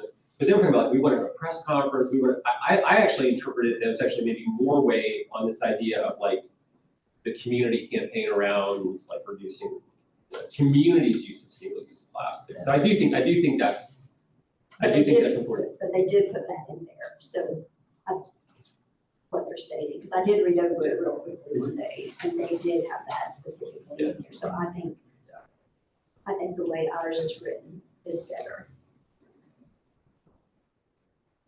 Yeah, all county departments phasing out single-use plastics, plastic bags, styrofoam, and to be gone from all county facilities by January of 2025. That's, when I read that, I thought, okay, they really want us to stop doing this. So, and again, I'm great, single-use plastics are terrible, we want to get rid of them. But that also made me think, okay, this is really internally focused on us to do this. So like, how do we, maybe not put that date on it, but also. Yeah, so when the other organizations like the city and stuff also adopt committing to their own to phasing out the accessible plastics. So I'm okay with. Could you pull back up the language? Because there is some language around encouraging the community on the single-use plastics, right? So which section was that again? I think maybe 3.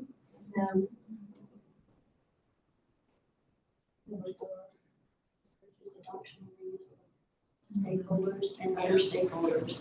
Well, and I was thinking maybe in number 6, collaborating with suppliers, contractors, and community. Well, in number 7, that's how it reads in number 7, and community at large. That's true. And I'm Yeah. happy to continue to play around with this a little bit and sort of put some more emphasis on that.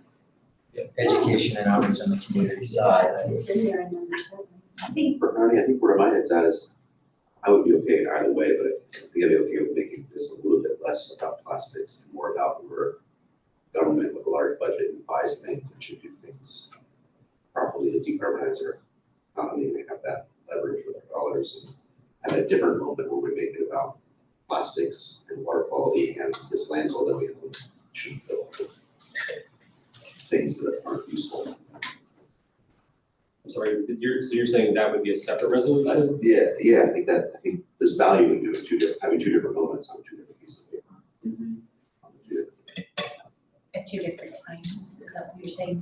Yeah. So as to not two resolutions at the same Although time? they did say like they would like to do something around Earth Day, so there's kind of this like, Yeah. we're gonna do something on that, but we should like figure out like plan to do that. And so with Earth Day in mind, you're aiming for the April 16th meeting? That's the Probably, closest yeah. one, I think, Mhm. yeah, okay. Or at the same time, the two different times would be like, to not dilute the importance of the context.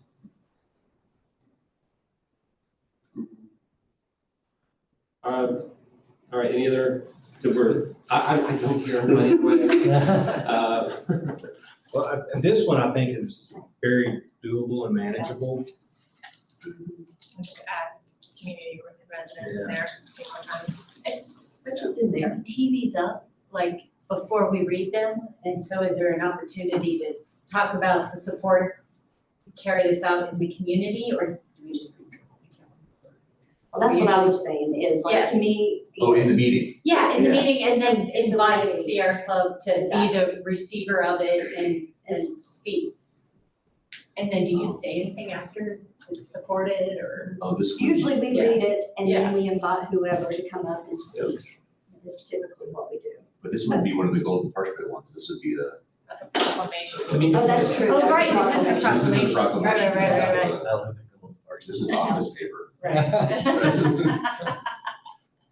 We can still though, You could do a proclamation. Could you do a, yeah, like same night? and they could be there to speak with that potentially. I mean, number 4 kind of gets the closest to what I think the Sierra Club's community campaign part was about, like, it's talking about, again, it's this sort of inwardly focused, like engaging with employees and stakeholders to encourage adoption of reasonable products and practices, specifically as part of a broader strategy to reduce plastic waste and protect the environment. So Stakeholders including community members. it could be read that way, or it could just be like more clear that like, hey, there's a community campaign to reduce single-use plastics. We totally support it, and just say that. Like, if we do, then why not just say that? Like, so, Oh, yeah, that could literally just be a bullet, yeah. okay, but you want to be too. I was given, I'm here to give contradictory ideas. Okay. Yeah. All right, Maggie, give other thoughts. Let's Maggie, proceed. Okay.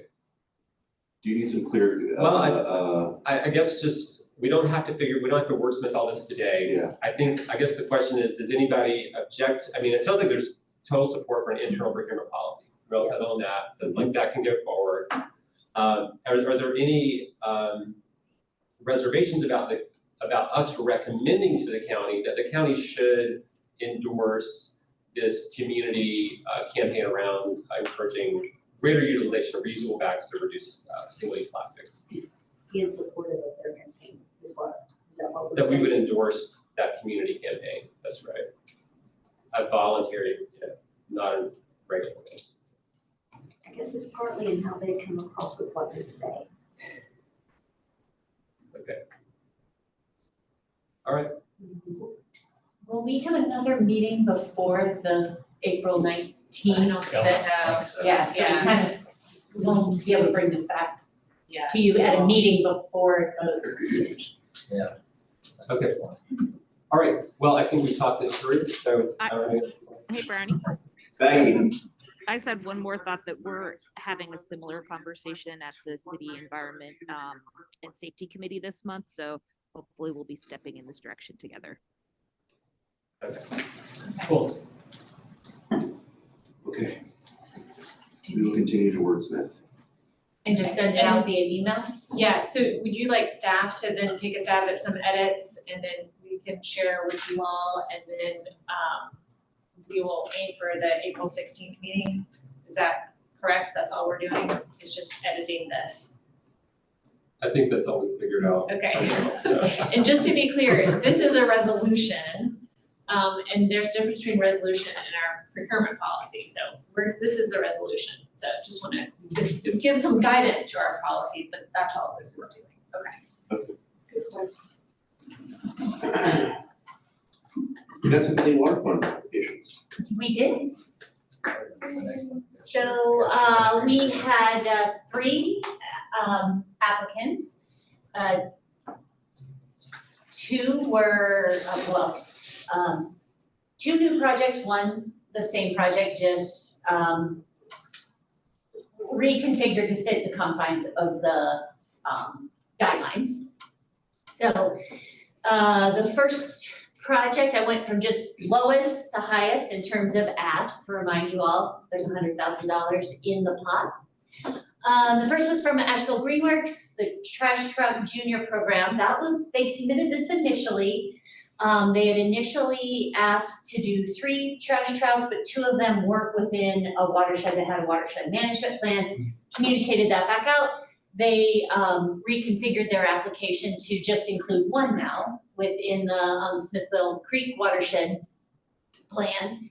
And essentially the original ask was $50,000. The trash trouts seemed to cost about $7,500 to get them installed. So they took those 2 out and the staffing and everything else in the budget stayed the same. Right, sorry. So the actual trash trout cost how much? It's about $7,500. It's $5,000 plus they had $2,500 in kind of materials. And that's for 1, and they're just For on one. 1 now. Now they're So just what's the rest of the cost? staff. And so on this one, they also applied to the community partnerships, and we have a guideline around you cannot apply for money for the same thing in multiple projects. So I ran this through with community partnerships, and it does appear to be asked for the same staff positions. I wasn't able to connect on this question with them directly, but there did appear to be potentially some overlap on just staffing costs. So at the heart of this one, $7,500 for Partnerships, is that what? yeah. And so $7,500 on this one is the trash trout and kind of getting it in. The rest was administrative cost. The second one on River Link, Disconnect to Protect. This one is about how do we encourage people to not just put everything in a downspout? Can we do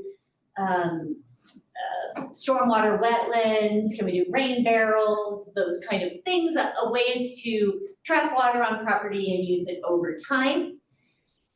This project is an opportunity to extend the outreach of their existing program. How many households impacted? They're saying with this money, they could do at least 100. And there was a little, this application was a little less direct because they talked about mailers and, outreach. Did we send this out to you all, the Yes. applications in advance, but not, Okay. but these slides, I think were in the packet, when the agenda went out. Okay, right, thanks. Right. These slides. They're on the website, okay, Yeah. sorry, yeah. This is the only slide I have, which is just a summary of the project and the amount, just to keep the conversation on track. Do you all need a little deeper dive on each of the projects before we get into the discussion? Well, I'm fine with her finishing it then. Okay. Yeah.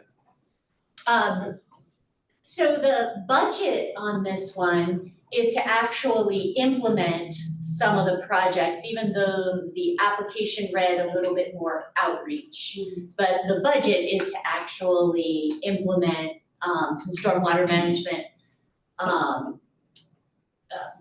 wetlands and can't find the words today, rain barrels, those kind of things, as well as there is some outreach. Obviously, they're expecting to reach out to at least 100 additional households with this program. And the third is from the town of Black Mountain. They they have a watershed management plan, and they have made tremendous progress on their plan. And they have done all of the projects on county-owned property already that are involved in their plan.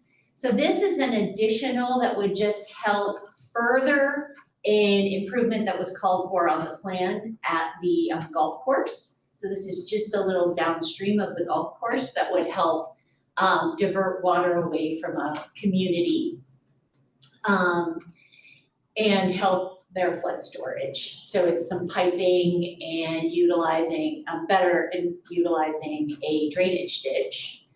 And that one comes in at $100,000. Reached out to just see, their budget was a little less detailed, so reached out to see if there any wiggle room on that one. Not really. There might be a little savings in the engineering side, but they felt like they have about 80,000. The project is estimated at 180,000. They have about 80, so they need 100 to make this project possible.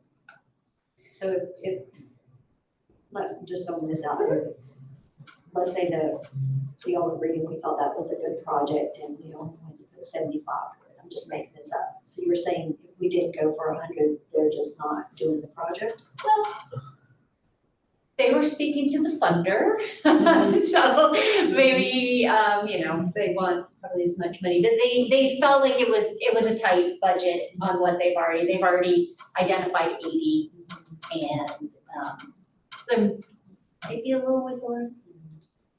What is the phrase flood storage grading? Yeah. What is? Yeah, is it they're a basically looking to put a pond? pipe under the road and then improve the drainage ditch to be able to handle the flow through the pipe and carry it down and dissipate it. And did y'all already scored these, didn't you? Okay, I'm curious to see. We said that.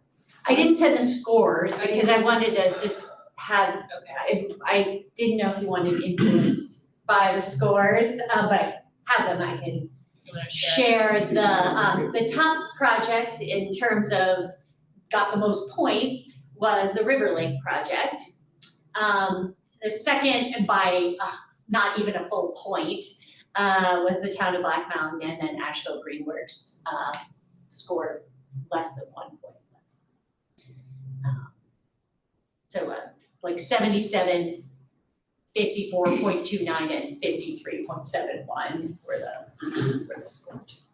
70 something and then 50 and 49. 54 and 53.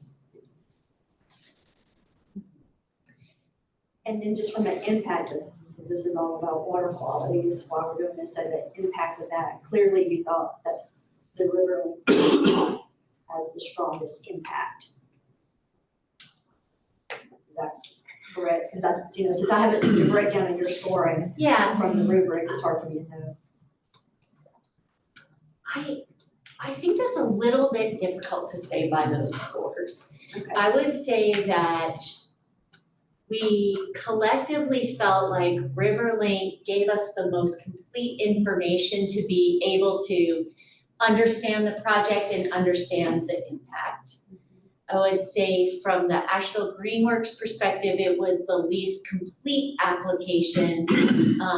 However, maybe a bit intuitive. It collects trash and that's a good thing, right? So they didn't really break out. As I said, the majority of the ask is in staff time and And so we didn't get a real great accounting of that, and that was reflected in the scoring. And what's all the staff time required to manage the trash route?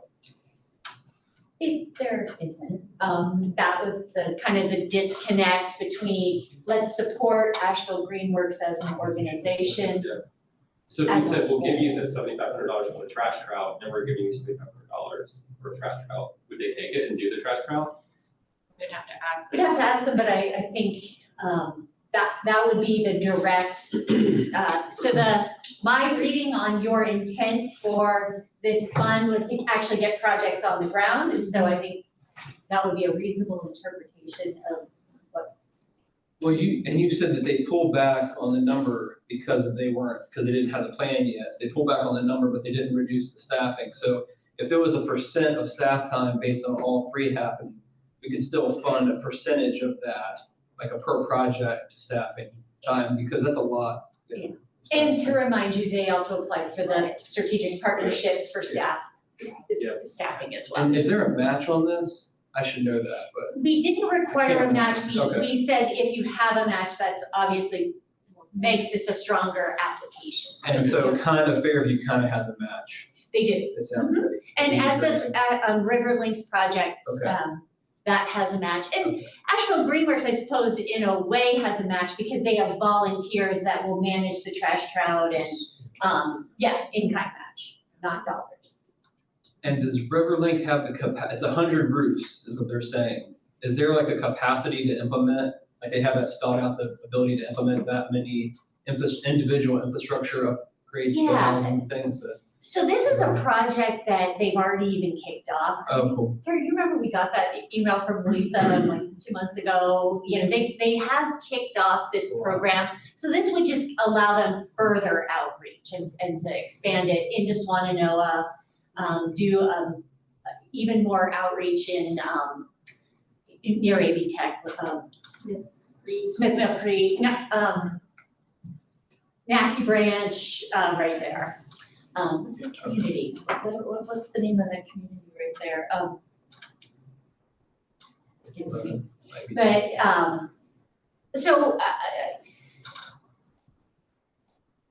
So yeah, and just a little clarification, so, get your feedback, and then if you all don't want to fund these or only partially fund them, then we go back to the applicant and negotiate, a contract at that amount. So we would be able to answer some of the questions, like how much would you be able to do, those types of things, as we negotiate the contract, so. So on the River Link one, since that was the one that scored the highest by quite a bit, that one, do you feel like the entire 50,000 ask, like they had a clear plan that the capacity to do it, the project plan, you felt strong about all that, the implementation, if we were to fully fund that one? yeah, I mean, I think, I guess and everybody can, my feeling on that is, they're doing this project, so it's just expanding the outreach. So I feel at whatever appropriate funding you feel will help this project get greater outreach. So if there was, say you wanted to fund Black Mountain, and they could still move forward with the project if they got 80,000, could Riverlink benefit from 20,000, I think absolutely they could. And or 7,500 for the trash development. I will also just take this opportunity to say that given that this is the first chance with this grant, I think we can do better in the future as our community partners are more familiar with the grant, and there's community interest. One of the challenges that we had in why we didn't get more applications was the requirement of the watershed management plan. I think there's an opportunity to revisit that if we do this in future years, to understand that we can understand projects having positive water quality benefit without having it called out in a watershed management plan. I think there was good reason why we did that, but we found a lot of projects that came to us that were outside of those zones. To me, And it's made just it, like, I agree with that, so maybe we don't make that a criteria, maybe we make that like, you get some points if it's implementing a watershed plan, but it's not a Right. excluded, it's not.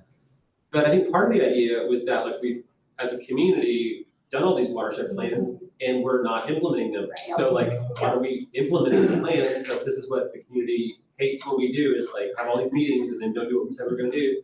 So why didn't we get more people coming in and saying, thank goodness, somebody actually wants to implement this plan, and yet we didn't get well, interestingly enough, like Black to do Mountain, projects. yeah, Black Mountain had already done all of on their property. So there's Yeah. still projects within that watershed management plan that haven't been, taken on. It's a good question. I think it's gonna take a little bit more time to have this funding source be seen and planned for. Some of these projects cost well more than $100,000, and so they need their match.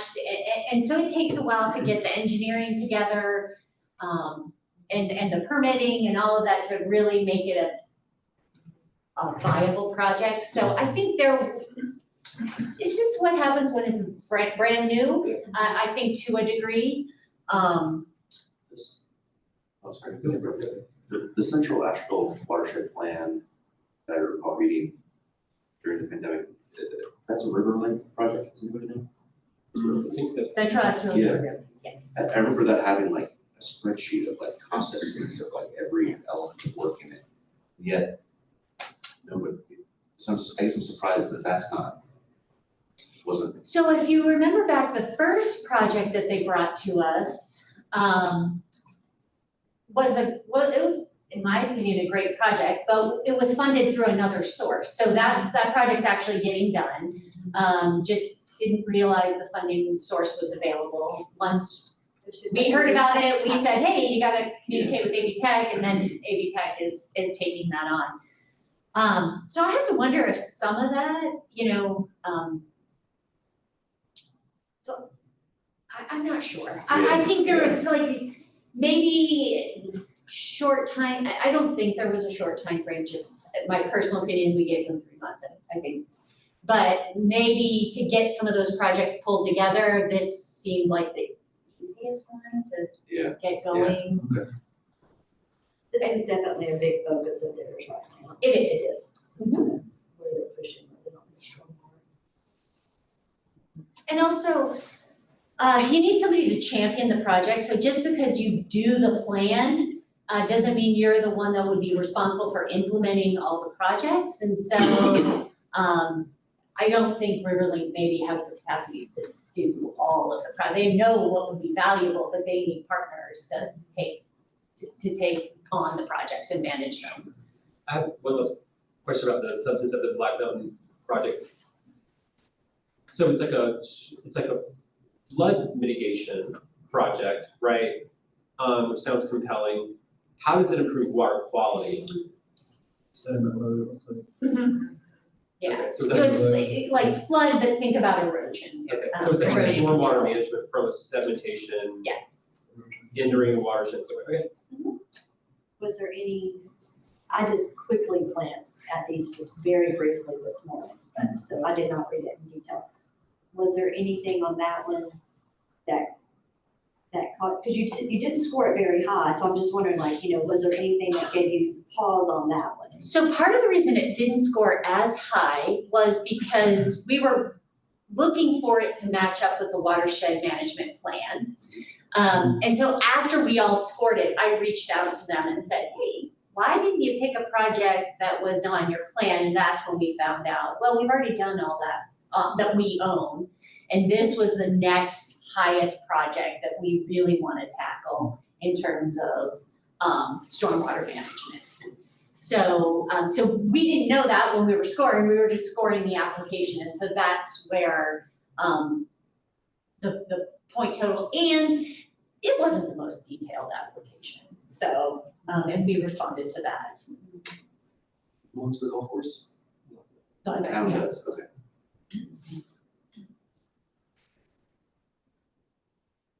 And do we, But if we, like, just hypothetically, if we had half the money for Black Mountain, like, they wouldn't put in the other half? Or do we still? No, we would have to have that conversation with them and see. Because part of what the they challenge could is do. that, like, we just did Black Mountain, money's all gone, right? But then if you do the other two, like, there's money left over, so like the funding request amounts don't line up with the budget exactly, right? So we could try to do something around them, but we can't, obviously, if we want to do Riverlink and maybe part of the Greenworks, we just can't get close to that $100,000 number, but maybe they would be happy if we came in and said, like, look, we could do whatever the number is, 40, 50, whatever it is, but like, that's all we can do. And if y'all can fill in the gap, then go for it. If you can't, we understand, and then in which case, it sounds like the money would just be carried over. We can't, well, actually, we need to clarify that if we didn't spend the whole 100,000, that it would carry over to next Yeah, year. because I think as it is now, I mean, it's in a fund and it would end. If we don't spend it, then it's gone. But I mean, if it'll we be in allocate it'll be in a multi-year fund for the projects, because they may take longer. But if you don't allocate, then I would say that money is gone. So, And yeah, remember the timeline for that is they need to be completed by June of 2025. So, it will be at the end of next fiscal year. And that was maybe another thing, you know, how quickly could a project get from not having funded to funded and complete in that time frame? In water quality work, that's a short timeline. Black Mountain did say that they could meet that timeline. And the other two, that wasn't a problem at all.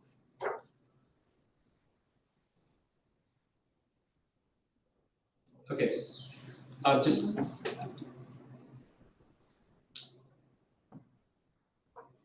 It sounds like we should talk to Black Mountain about whether they could use a partial grant. Because regardless of exactly how we allocate the funding on the other two, there's gonna be money left over, so. I mean, the general thrust of where I kind of go would be like, you know, fund all or most of Riverlink's request. And go back to Greenworks and say, like, well, I mean, I think giving them, I mean, it does take time and energy to run a group, right? Like these trash trouts will take, they've got volunteers and stuff, but you do need some capacity to do that. So I would say, maybe we say something like, we'll give you $15,000 for one trash trout. Maybe if you could do two, we'd be more open to doing more if we get two actual projects implemented. Because we don't just want to fund overhead nonprofit groups. Like that's not what this grant was set up to do. But if Black Mountain could make a project work, if we had maybe $50,000 to give or something, then it'd be great to see that we contribute to all three. So maybe I'm just kind of talking out loud here, but if you like that line of reasoning, maybe we go to Black Mountain first and say, could you make a project work with $50,000? And if they say yes, then we plan on doing that, and then kind of provide some support, mostly to Riverlink, but then maybe at least get one trash crowd out there, some free, something along those lines. I don't know, just thinking out loud. What do y'all think? I'm similar. I was saying, I do think, like, Riverlink clearly scored the best with this project, what you're doing. So I was saying 40 to Riverlink. I'd be okay with 10 to Greenworks. I don't really feel good about going over that with their application. In fact, they need to up the game with what they do, right? And then that would tie in with the 50 then with Black Mountain, and that would get us to 100 if Black Mountain's able to pull it together. I heard you both say the same thing, but yeah. Okay. I agree. All right, we'll talk with Black Mountain and get back to you all. And then, this just goes to the commissioners. Do you want it to come back here before it goes to the commissioners? Because the hope was, to do a briefing on April 2nd and then take it to commission on the 19th. I would think if we could get them, like if we are able to get what we just said, right? We'd be able to take it on to the commission if we're all. if you're all okay with that. Yeah.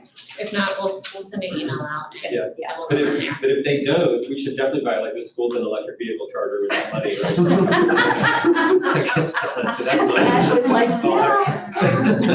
Yeah. Get a part of us or something. Yeah.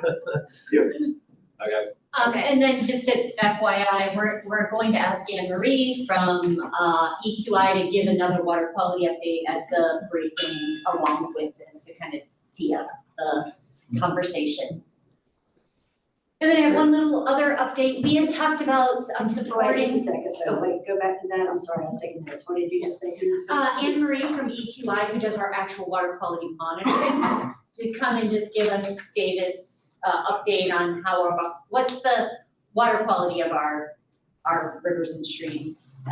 She did that last year, trying to get her to come regularly and just give an update. That's great. I know it's mostly different. Is she equipped or prepared to give any sort of like water quantity, stormwater related, flood mitigation related update as well? My initial thought is no, but I can ask. Yeah, I'd be interested to hear. Okay. A slide on that. And then, we talked about supporting the swim guide, the water quality monitoring for the swim guide. And so we've been working with the state on that, and our Ag and Land Resources is hiring a intern for the summer. And part of their job will be to collect the water quality sampling for the swim guide. We'll kick that off Memorial Day to Labor Day. Essentially, we'll be collecting those samples and contributing to the data on the swim guide. So, no action item there, just an FYI. Thank you. Thanks, Jennifer. We've reached the end of our agenda, right? Yes, we did number 9 already. The next meeting is April 19th. So, is there a motion to adjourn? I mean, can we adjourn? Second. All those in favor say aye. Aye. Do you have any more?